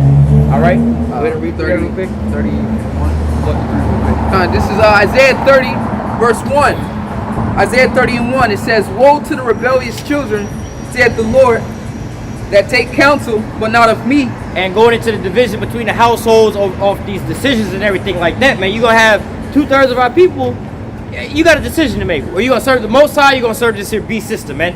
All right, and this is what we're going into. Go ahead. "Woe to the rebellious children, saith the Lord, that take counsel, but not of me, and that cover with a covering, but not of my spirit, that they may add sin to sin." It says they walk to go down to Egypt, and have not asked at my mouth, to strengthen themselves in the strength of Pharaoh, and to trust in the shadow of Egypt. Keep reading real quick. Therefore shall the strength of Pharaoh be your shame, and the trust in the shadow of Egypt your confusion. Right, so basically, that's it on that. Basically, you know, you're going for it to advice from your enemies, man, who's bringing you to death, man, instead of seeking the Lord and his prophets, because the Lord said, "I will do nothing but reveal their secrets to the servants, the prophets," man. And he sent us out here to what? Bring you salvation, to warn you so you may be saved, man. All right, but yet you don't want to hear from us, and there's that division. Now we're gonna go get jabbed up because of what? The God of this world, the beast, you know, the ruler of this here beast system is telling you to do those things, man. So that's gonna wind up being your shame, man. All right, go ahead and bring this. We're gonna close out right here, man. Because ultimately, this is what we got going on, man. The Lord has sent forth his prophets, all right, to warn you people about these things over and over and over and over again, man. We was telling you about the storm before the storm came, but now the storm is coming. And now look, it's time for us to come up, basically, we're coming into the time of the famine of the word. And when the Lord pulls back his prophets, then the destruction come, man. You can always read about that. When he closed up Noah inside the ark, then the destruction came, man. There was no more time for him to preach, man. All right, so this is where we at right now, where we at the famine of the word right here in the corner. All right, all the prophecies are speaking loud and clear. Everything is actually taking place. The chip is being pushed. All right, these other nations are gearing up for World War III. Esau about to come in with like a great flood. What else is there left for us to do, man? All right, go ahead. This is Matthew 24 and verse 14. Read verse 8 first, then jump to 14. So Matthew 24, just verse 8. Yep. Matthew 24 verse 8, it says, "All these are the beginning of sorrows." Right, and that's what we've been telling you. You know, we brought out earlier about these times, measure the time diligently. When we see all these things come to pass, these signs that he told you before, which if you read Matthew 24, is going into a lot of these signs, which you actually starting to see happening right now, man. So the question is, what does all these things mean? All right, read that again, verse 8. Matthew 24 verse 8 says, "All these are the beginning of sorrows." Now you live in the beginning of sorrows, right? But then when that the famine of the word come, the silencing of the prophets come, all right, then you're gonna know that there's been a prophet among you, all right? You're gonna have to learn after death by pain, because you had the liberty when salvation was open unto you, man.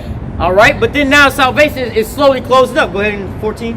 Matthew 24 verse 14, it says, in this gospel of the kingdom, This gospel being what? You so-called Negroes, Latinos, Native Americans, or the so-called, or all the Israelites, all right? The RFID chip is the mark of the beast.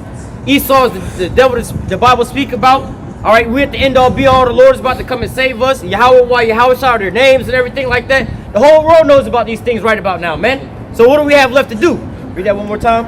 Matthew 24, verse 14, it says, "In this gospel of the kingdom shall be preached in all the world for a witness unto all nations, and then shall the end come." Hey, and that's where we at right now, man. So this here word is going out throughout the four corners of the earth. Now the Most High is actually bringing all these trials and tribulations onto the earth right now, man. It's all happening in real time right now, man. The only thing left is for what? The famine of the word to come, and then, like he said, and this gospel shall be preached to the four corners of the earth, and then the end shall come, man. So now we're at the process of the end and the beginning of sorrows when the Most High is about to shut this whole place down, man. All right? Anybody got anything else? Okay. So with that, we want to give all praise, honor, and glory to Yahweh, Ba'ashem, Yahushai, Ba'ashem, Rakak Wadash. Double honors to the apostles and elders of Great Millstone that taught us this truth and that rule well. And salutation and much love for Yakim pushing this truth necessary on the four corners of the earth and enduring afflictions to feed and edify the elect. So next time, stay strong. Shalom. Shalom.